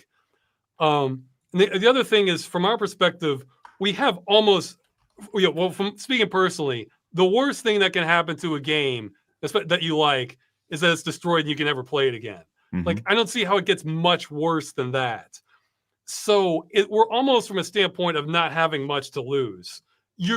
I'm completely with you in that this could screw up and then they pass some regulation that doesn't fix things at all. But I think because we are in this weird legal gray area, that it's kind of begging for some sort of resolution one way or the other, that I'm open to another way to do this, but I haven't found it, is the way I'm looking at it. Winterfell says, Ross, we needed a hero when Concord, a hit arena game, was shut down. The community was broken. Craig was very sad. Blabs won't even talk about her pain. Look at the pain on her face. To add more to the pain, Concord is another weird example where this is kind of the exception to the rule, because what they did with Concord is they refunded everybody. Yes. And so if they actually, nobody won in Concord. Everybody loses with Concord, because how much did Sony dump into that? It was like 200 million or something. Rumors are close to 5. Hey, nobody won, Ross, except for me. Let's go. All right. Yeah. So if that's never the plan, or at least we're not. At least I don't think we're at that level of scam in businesses yet, where the plan is to have something like the producers, where the plan is for the game to intentionally fail. So companies have plenty of motivation to not release a product that they have to literally refund everyone and spend hundreds of millions of dollars to just pour down the drain. So Concord's a weird exception but something like Lawbreakers, I don't think anybody got refunded on that. And that was out for, I think, about a year before it got killed. So it absolutely would apply to something like that. The Golden Nugget Gamer says EU regularly gives Microsoft and Apple giant fines when they are trying to be anti-consumer. A big case was the Apple cable didn't adhere to EU law of standard USB cable for your phone. There you go. Yeah. Yeah. I mean, they've shown, I honestly cannot tell you which way the EU might go on this. Again, without the initiative, I think with the initiative, this happens. But just on their own, I can't tell which way they're going to blow, because they might decide, yeah, no, we're just not going to deal with this, and we're going to video game buyers are going to have no rights, so we're just going to sweep this under the rug. Or they might decide, yeah, this really is kind of a mess. We need to come up with something. But if I thought this was hopeless, I never would have attempted it, because that's why I've kind of given up on the U.S., unfortunately. Well, I think that's, there's so many people who see things, the initiatives in the gaming space, and they just throw them off to the side as, whatever, for whatever reason. I'm sure you've been called a grifter. Have you been called a grifter yet, Ross? Only a little bit, because I really tried to go out of my way to just not say, oh, please send money for this, because I needed a place to send it to. It's like, okay, if we have millions of dollars, we could probably do more. But if it's like, if we have 100, well, I don't know if that's really going to do much. So Right. Tidipig Rancher came in, says the City of Heroes server code was smuggled out by a still nameless dev because NCSoft shut down Paragon Studios with zero warning. There was a secret server for years before a leak within its community made it public. Wow. Yeah, awesome. see, that's another thing. A lot of developers don't like this either, Yeah. He continued, says that the people running the server then contacted NCSoft to negotiate a license agreement as long as it's non-profit. I played City of Heroes since its closed beta, both officially and secretly. Ooh, nice. Thank you so much, Tidipig Rancher. That's you were saying. I'm sorry. No, I didn't want to have you lose the message there. Yeah, but you were saying that devs don't even. Yeah. I mean, because if you've spent years of your life on a game, and then at the end of it, nobody can even play it, and just all you have for it's like, oh yeah, here's some YouTube video of it. I mean, that has to sting a little bit. It'll depend on the developer, but my favorite example of this is hearsay, but I've heard the developers for The Crew, that game that kind of helped kick this off, they're in favor of this because, at Ivory Tower, they were the developer, Ubisoft is the publisher. Right. That, it's like, yeah, we spent years on this game.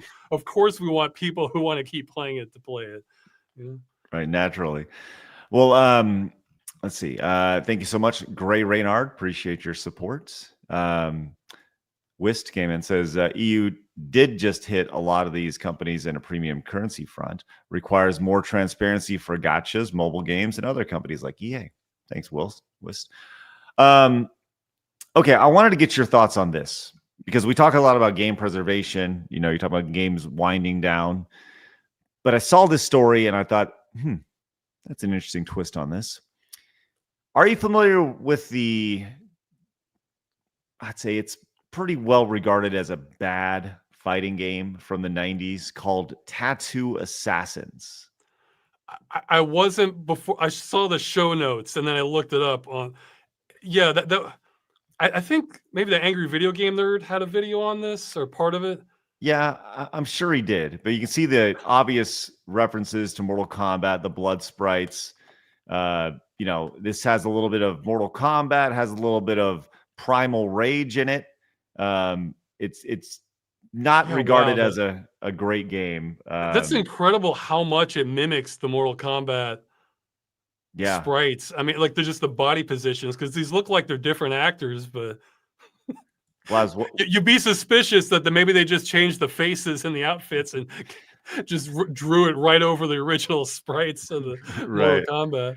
Blaz, what do you think about the fatality being that she gets her clothes ripped off and she's naked? Bit odd, to be honest. Bit odd? What? Bit odd. She's celebrating. It's for the guys, whatever.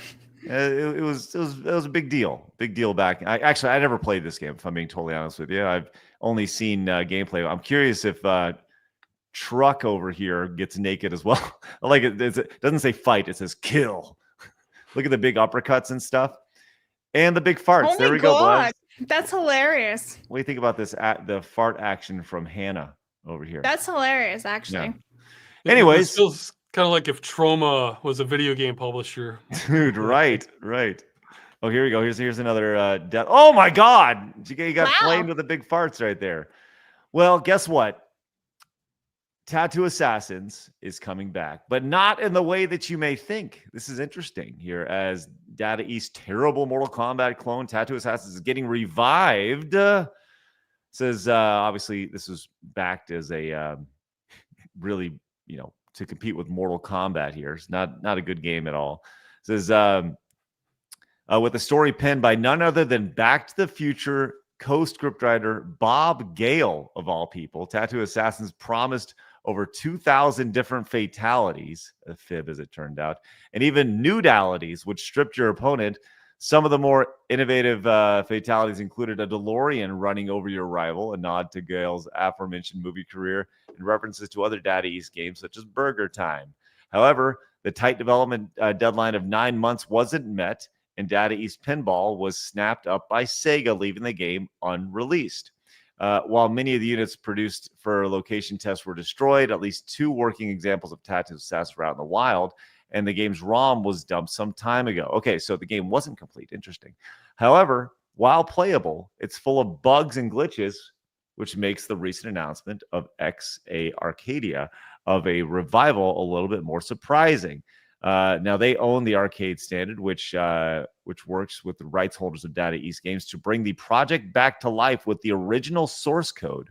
The game will be finished and rebalanced along with bug fixes and new content, and will run a high resolution for modern day screens, including scanline filters, low input lag, and more. So this is a game that I'm guessing I thought it was released, but I guess it wasn't. Was never released. It's kind of actually the opposite of stop killing games. This is now reviving a game that never officially saw the light of day. So, Ross, I would love to hear your thoughts on this. Yeah, I mean, you said I can believe you, but you said it's a bad game. From looking at it, that's not immediately obvious to me. I mean, it for sure gives me counterfeit Mortal Kombat vibes, but sure. You can tell they're adding a lot to it also, and this 100% looks like cult classic material. And if anything, they're probably going to make more money now than they would have if they had released it during the era where they were going head to head with Mortal Kombat or Street Fighter, Primal Rage, that sort of thing. Because for sure there is going to be a niche of gamers who are like, I'm in, like. Yeah, I agree. I think that people will buy this just for the novelty of it. Yeah, there's a lot of creativity here. I can't deny that. Well, Data East wasn't exactly known as a, oh, look at this. What is that? Oh, she tossed a. Wait, did she? Was that her? Her Black Widow tattoo killed you. Nice. Yeah.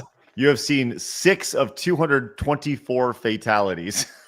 Oh yeah, this can make money in modern day and age. Okay, for sure. I've never seen this. I've heard many things about this game. Obviously, never played it, but now I'm very much intrigued by what's being thrown down here. This is funny. I honestly can't tell if they had actual body actors for this or if they just painted over the sprites for Mortal Kombat. It's because they're so recognizable, for a lot of those motions.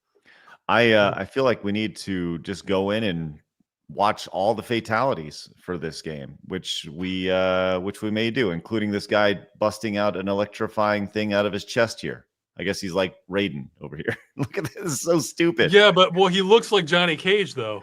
Yes, but right, those are more Raiden poses. So that's this is look at the palette swap. AC turned him into a robot over here. We got robotalities.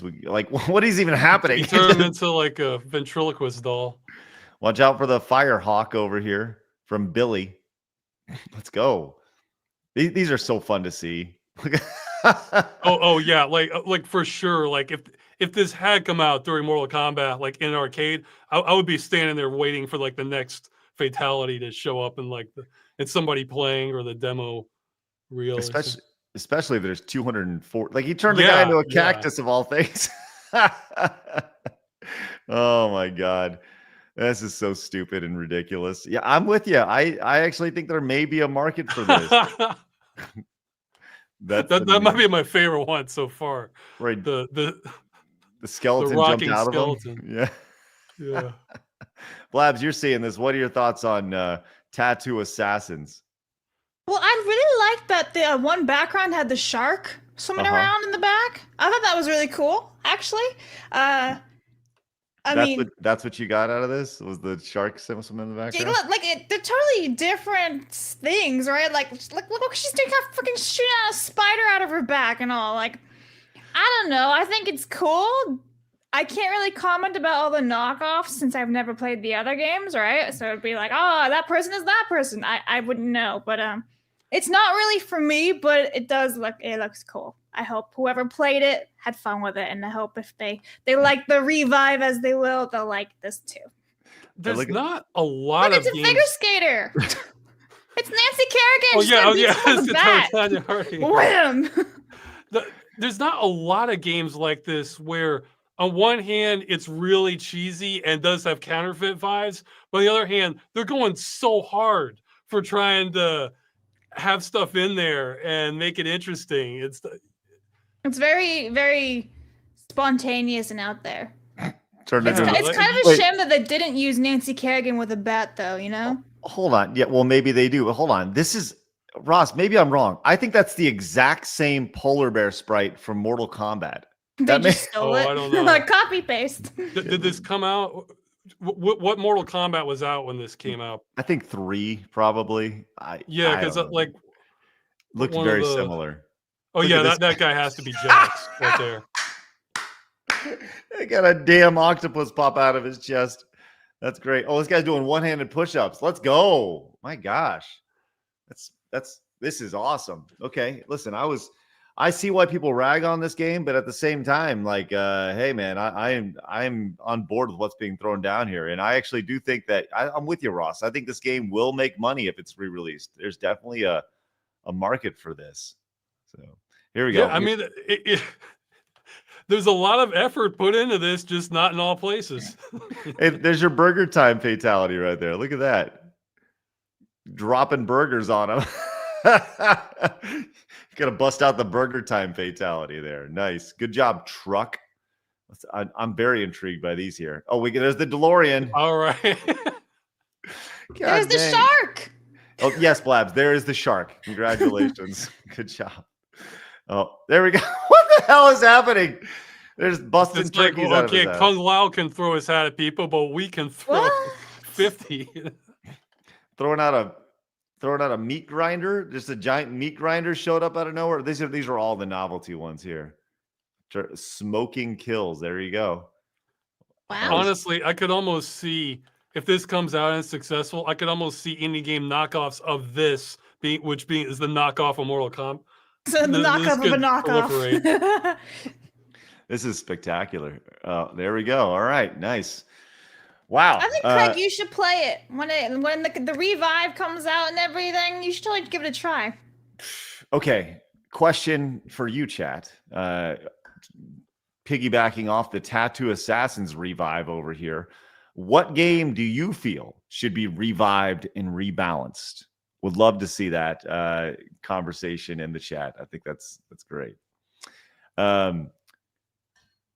Navanad says, what shocks me is how nobody has ever done a retro digitized photo fighting game in this vein since the 90s. Yes, we've had scads of Castlevania and Mega Man knockoffs. Why not milk the MK nostalgia? I'm with you on that. I would love to see a Mortal Kombat digitized. I've seen a couple fighting games like that. I don't know, Ross, do you like that style? Yeah, I was gonna say. I think it was like, one is probably cheaper than ever to do that now too. Compared to back when Mortal Kombat was done, but yeah, I guess I haven't seen that too. I was thinking of one game that was like a brawler. I think it was called Raging Justice, but I don't know if they were really captured. They kind of had like 90s CGI vibes or something. I love that that's the name of the game, Raging Justice. Oh yeah, I don't think you'll be disappointed if you're looking for a beat 'em up. Oh wow. Okay, let's see what we got here. Let's do a little bit of a gameplay here. Oh yeah. I think I'm familiar with this game. This Raging Justice here. Let's pull this up for everybody. So everyone can see a little Raging Justice. It kind of has that almost a claymation vibe to it. Yeah. Almost. Yeah. Okay. It's interesting. If you can give me a minute, I might remember another one. I have to pull up my little game database because I'm thinking, I know I saw a screenshot that did this, but I got to look it up. I don't remember the title. Interesting. I like it. Raging Justice. Rary says, anyone remember Clay Fighters? It was not great to play, but it was creative somewhat. Oh yeah, I remember Clay Fighters for sure. There was supposed to be a collection on the DS, but it was canceled for unknown reasons. Oh, thanks, Rary. Yeah, I love me some Clay Fighter back in the day. We have Decimator Omega says, I really hope the crew is able to make an offline comeback, even unofficially. We have the Xbox 360 and PS3 binaries, so there has to be a way to enable that offline patch. Well, couple things on that. That's what's so insidious about this practice is even though they have the binaries and 99% of the game is there, like on the disc or what the person got, it needs that server code. So it's all just kind of locked away, all those textures and models and the sounds and everything. Good news is there's a programming group called the Crew Unlimited. They have their own Discord. They are making awesome progress on a server emulator. So we're probably going to get the best of both worlds where this was used as kind of a missile to attack this practice, but that particular game, it looks like it's going to come back. They've shown some proof of concept videos already. It's looking really promising. That's awesome. That's great. Love to see that. Zach Scat says, what about protecting fans who make copies of games that have not only been shut down, but the IP owners going bankrupt? It's interesting.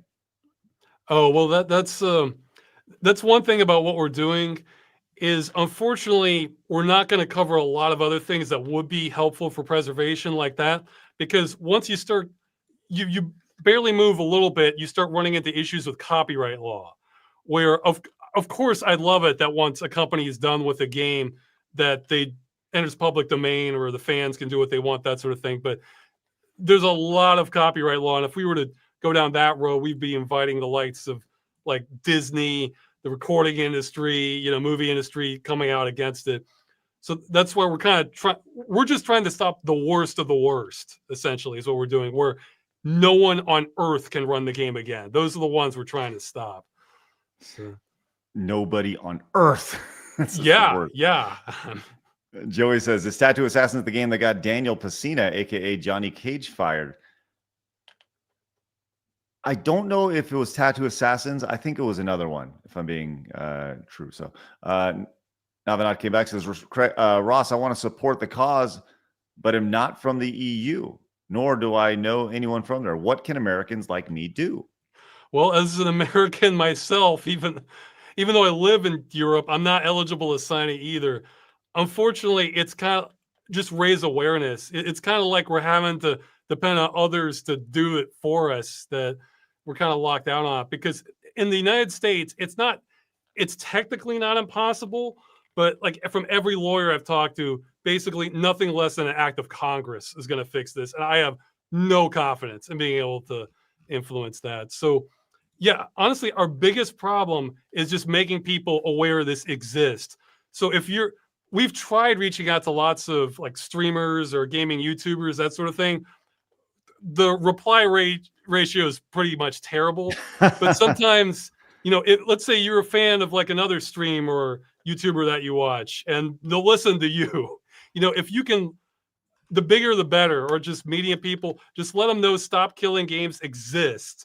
And this is, I think it's your best chance if you want to stop this from happening in the future, because that's the thing. It's not about we don't really care that much about the really crappy games that die off. The problem is some of them are good, Right. So we're trying to stop this before it gets worse, but yeah, tell others. That's the best you can do. Okay. Hey, speaking of telling others, we've got great news, Ross. We have another Montez Goal, which is great. So go ahead and pick between 1 and 15. Oh, let's go 14 now that I know what this is. Okay, now that you know what this is, here we go. Pitch. Montez!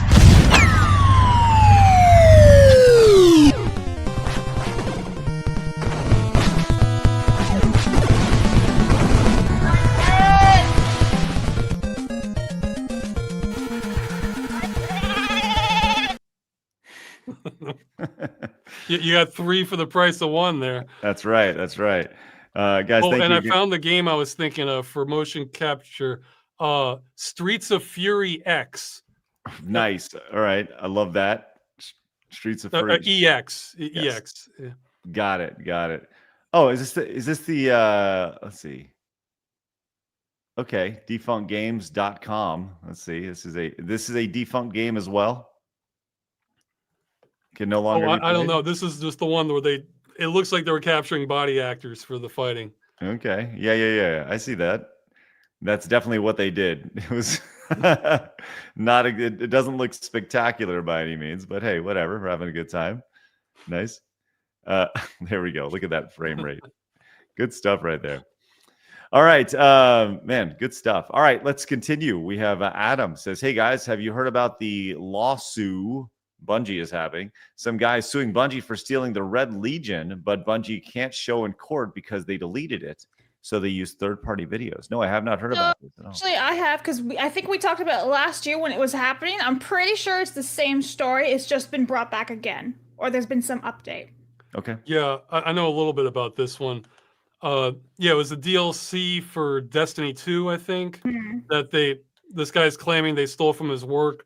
Whether they did or not, they were Bungie tried to, since they've shut down that portion of the game, they don't have a copy of it to show the court to say like, no, it wasn't us. So they tried to send like YouTube videos or playthroughs of it and like some wiki notes to prove that they didn't.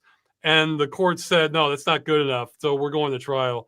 Yeah. So it probably has no bearing as to whether they'll win or lose, but it means Bungie can't just dismiss this out of hand because they shut down the part in question. Which is also wild. It's like, so hang on, you shut something down, you don't have it somewhere. They don't have any proof whatsoever. It's just gone, and they have to use YouTube videos. Like, it doesn't sound like a lot of good management right there. I'm just saying. No, it does not. Darth Gavel says side scrollers MK clone with hundreds of Montez finishers. Let's go. I love that idea. Love that. Listen, I've said before, if I can make a clone of two different types of games, it would be Mortal Kombat, like a fighting game, and NBA Jam. I would love to do like an NBA Jam clone with like influencers and personalities online, and you can make your own teams and stuff. I think that'd be super fun. Love games like that. Galloping Ghost has a cabinet for tattoo assassins. Oh yeah, up in Chicago. Yeah, Galloping Ghost. Have you heard of Galloping Ghost, Ross? No, afraid not. It's one of the biggest arcades in America. It has tons of like rare games, and it's really, really good. Rary says TLDR, VTubing got its start in Japan in the mid 2016s, but exploded in popularity during COVID due to the mass amounts of clips and expansions into the Western market, essentially. For those who want to know, thanks, Rary. Appreciate the heads up on that. All right, so we have a new Blabs versus episode today, guys. Wanted to give you a heads up on this. We are going to be rating that at the conclusion of our show, which we still have more to go here, so just hang tight. But I do want to let you know that we're going to be rating this. And speaking of games that probably shouldn't exist, Blabs played a game, Ross, I don't know if you're familiar with Bubble Bath Babes. Are you familiar with this game? I guess not. A classic NES adult game. Features all sorts of pixelated boobies and such. And Blabs is going to explore that game today for y'all. And that video is queued up. It'll be going live literally as soon as this show is done. You don't even have to go anywhere if you're watching on YouTube. Just stay right here on the browser. Your window will refresh and you'll go straight to the video. But we're not there yet. Just want to give you a heads up on that. So Maria says, I see what you're doing, Apple. When all is said and done, every Apple user will have to pay money to Apple, given that settlement may go into the negative. That's right. That's right. Winterfell says, Siri spying was no accident. They don't even try to hide it. Thank you, Winterfell. We have this from Orthodox Monk. Says, Blaz puts a Ziploc bag of SpaghettiOs in her purse to try to sneak it into the theater like Charlie Day from Always Sunny. Bada boom! Absolutely not. That is disgusting. I love the idea of you trying to sneak in a bag of What SpaghettiOs. a mess. Oh my God, no. It would be a disaster. Let's be practical. Switzerland says, I promised to insult BMO better on side scrollers. Here it is. He has a tiny PP. Okay. Also, Craig, why ignoring my message yesterday? The big stats. I didn't mean to ignore anything ever. Commodore fan came in at the 5 says, I hope everyone is having an awesome week so far. And here's the link to what the Arkanoid NES controller looks like, so Blabs knows what a titty twister controller is. Here you go, Blabs. Yeah, do tell. There you go. There's your Oh, wow. Right there. What's up? That's right. There you go. Commodore fan says, love and hate the Miz. You got to respect the work ethic. And I think you'd be a great host for American Gladiators, which is awesome, which was awesome back in the day, unless we're talking about the video games on the NES, Super Nintendo, Genesis, DOS PC, which all sucked ass. This is true. Followed up says, my mom's best friend ran the local video store in my small town. They had to pay 2 to 3 times the retail for games and movies and games from distributors for the legal rights to rent them. So it was expensive for them to afford multiple copies of games. There you go. Armis says, me as a lifetime Galaxy Android user. Vindication. Lol. We're probably being listened to and unwillingly recorded as well. Hashtag I stand with Foxu. Thanks, Armis. Tenarian came in with the $20 direct donation. Says, could you rate the hashtag I stand with Foxu meme I made today? I tweeted it to both you and Blabs. It took like 5 minutes to make. Blabs, can you see if you can find that from Tenarian? And Delta says, Ross, have you ever checked out Dragon's Dogma, the Dragon's Dogma community? Can't remember the name, but a team jury rigged the Japanese exclusive Dragon Dogma Online to work again, where you can run your own servers and play with others even. I hadn't heard that one, but yeah, you do see this happen sometimes. Like, I think the PlayStation 2 in general, people have come up with a way to kind of have the network work for that, where you can kind of surf in by IP to still do multiplayer that way. Yeah. Void Saint says, I stand with Foxu. I myself am trying to make be an indie dev and trying to make fun games, and marketing will be hard. 505 are idiots. Thanks, Void Saint. Appreciate that. Sean Coakley says, Ross, thanks for all these years of influencing my sense of humor with Freeman's Mind. I have to have referenced every joke at least once now. There you go. He probably knows ones I've forgotten.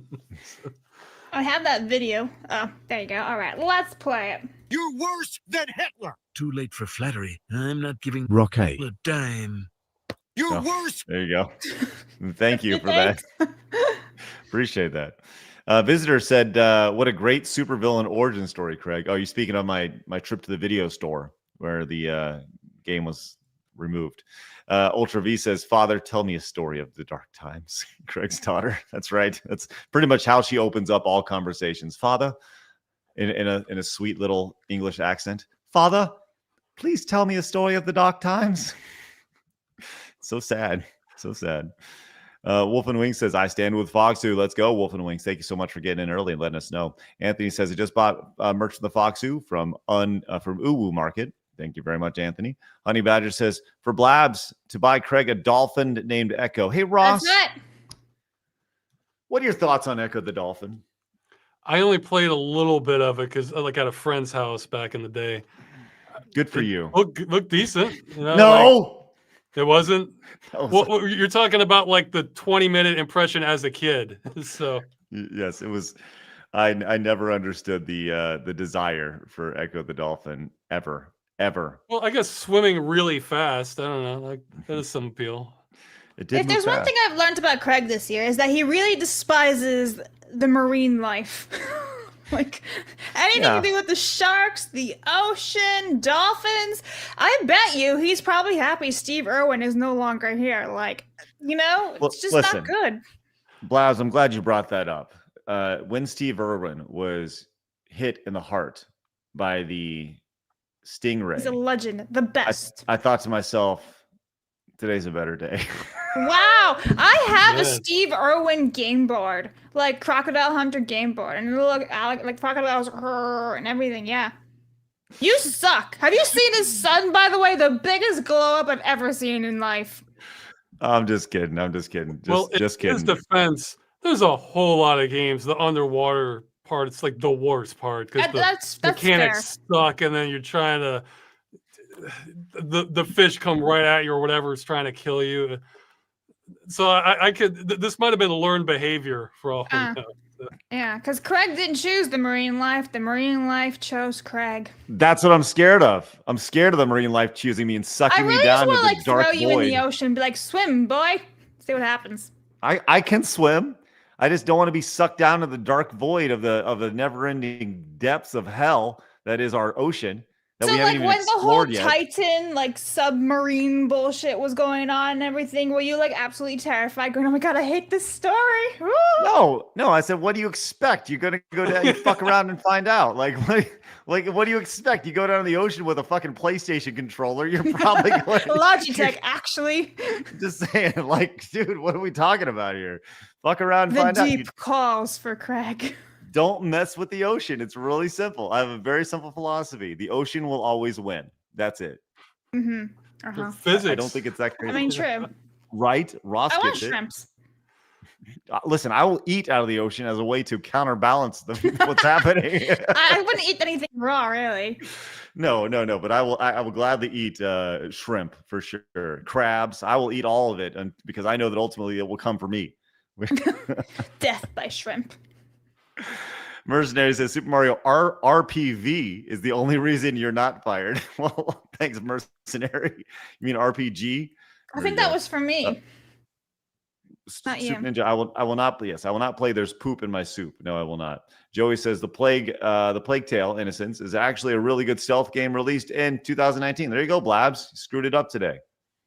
Frost says every Tuesday, my dad would always give me a purple Norpal and called it Titty Twister Tuesday. What the fuck, Frost?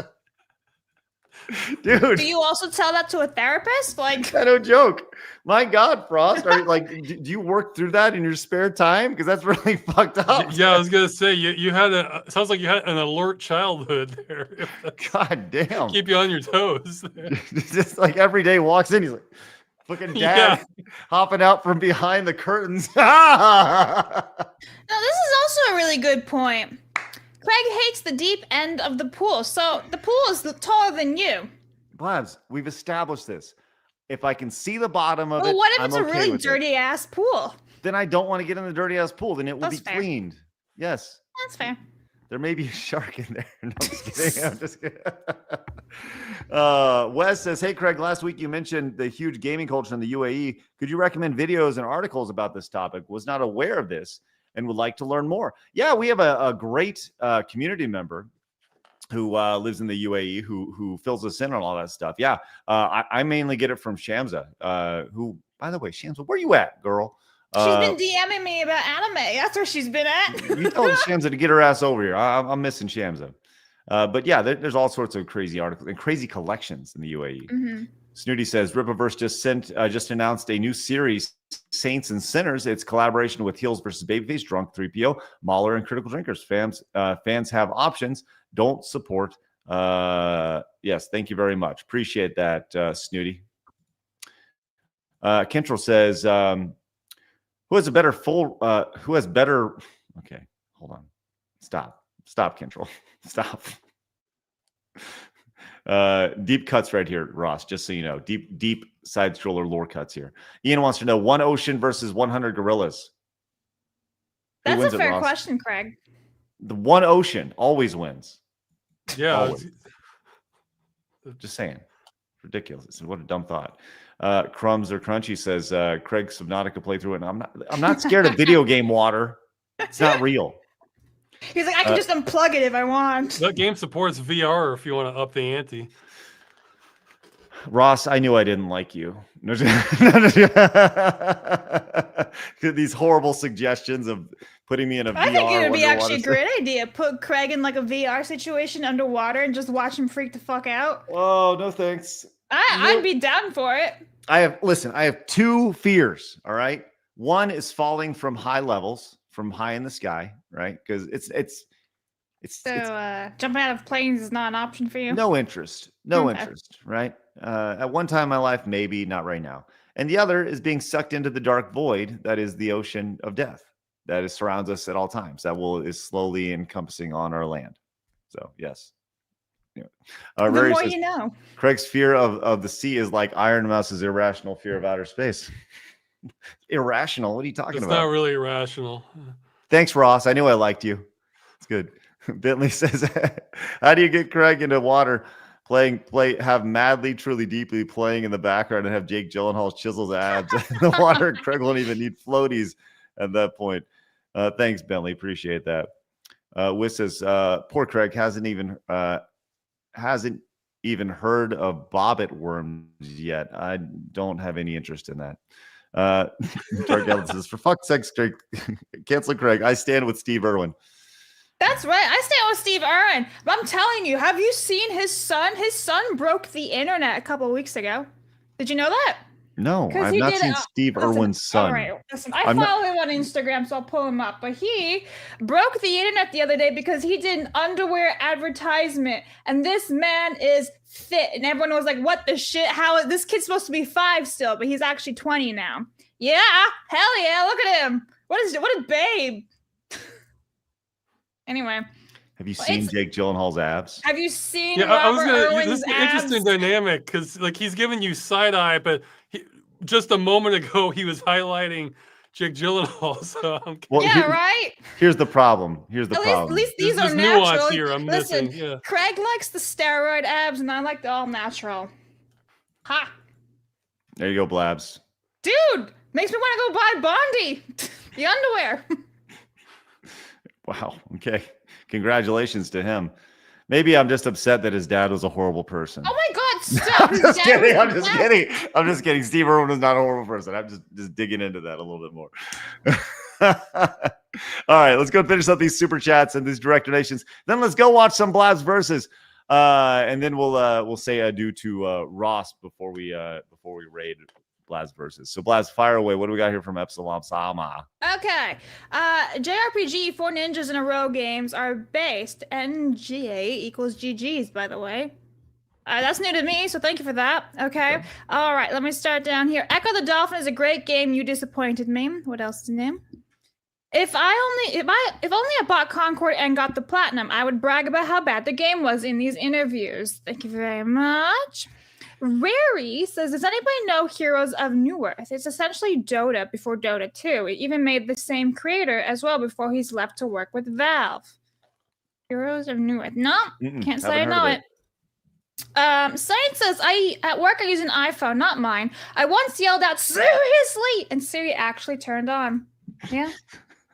Grateful Gamer says Junior American Gladiators was a thing too, but the best copycat was Nickelodeon's Global Guts. Will and Crazy Kids and Double Dare deserves an honorable mention. Ross, did you watch Guts as a kid on Nickelodeon? No, but I did see Double Dare, some episodes of that. I was thinking, man, that's been a while. Dude, Nickelodeon Guts may be the greatest kids show that ever existed, and Double Dare is with you on that. There's also You Can't Say That on Television. Remember those ones? Oh yeah, way back. Yeah, Nickelodeon Guts. Sorry, go ahead, Blabs. Keep going. Mercenary says, I don't have the SNES Super Mario All-Stars, but I have the Wii version that came with the music CD. Okay, so I think I have something like that then. I have that all like Mario paper anniversary for the Wii. Came with the CD as well.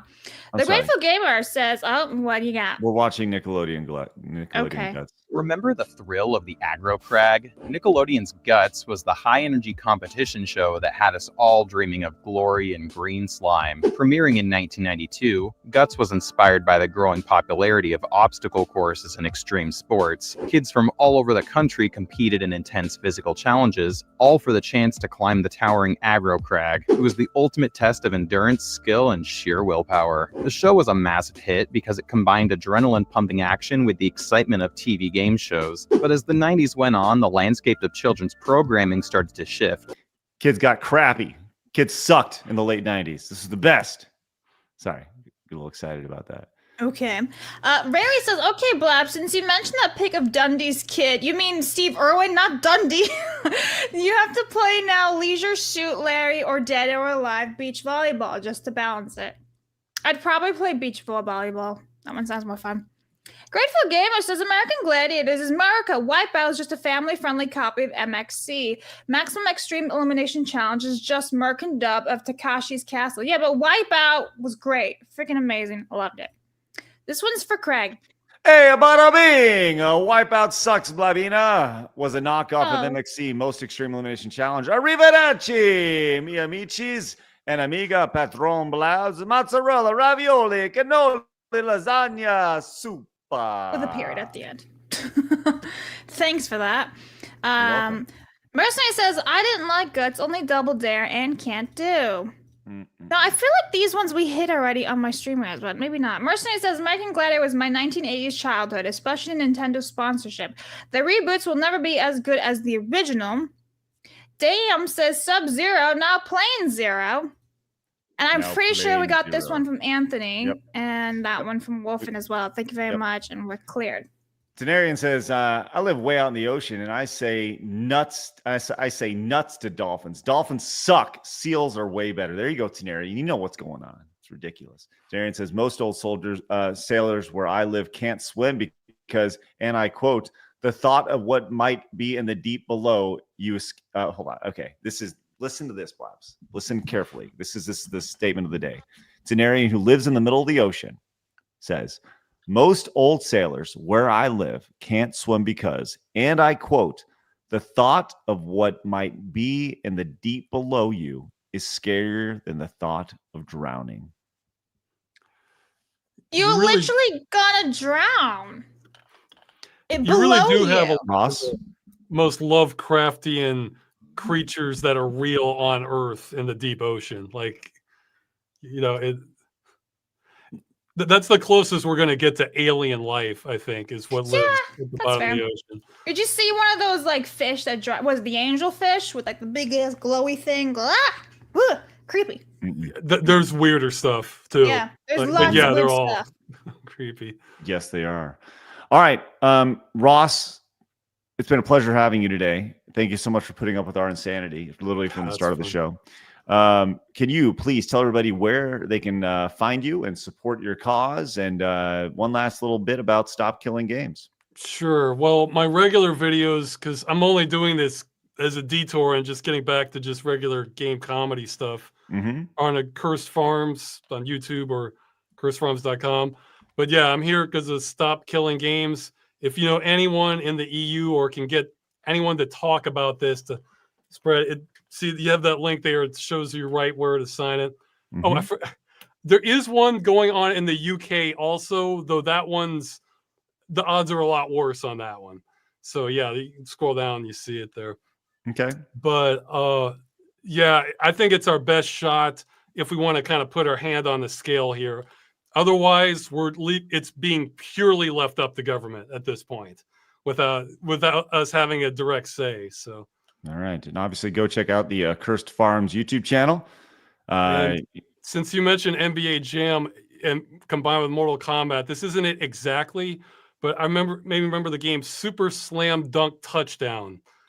That's where they just go all in, where you go onto the football field with like hockey sticks, bowling balls, and like the marching band can kind of come out while you're playing or something. So that might be up your alley if you don't know that one. I am familiar with Super Slam Dunk. Oh, okay. Okay. Yes, yes. I love this type of game. These games are ultimately just super silly. Super Slam Dunk Touchdown. You playing? Yes, this is great, classic indie style right here. Love it. All right. With that said, guys, don't go anywhere. Your browser will literally refresh. You're going to go watch Blabs versus Bubble Bath Babes. This video is going to go live. It says premiering in 20 minutes. No, I'm going to change the time in the back end to go live pretty much as soon as we're done with the show. With that said, guys, thank you so much for tuning in. Appreciate y'all's support. You guys have a great rest of your day. And please remember, people are going to try to keep you down. Don't let them. You guys got a goal. Go get it. We'll be back at it again tomorrow, bright and early, 11 a.m. Central Time. Have a great day, guys. See you later. Bye-bye. Blabs, you're muted. Fatality! There you go.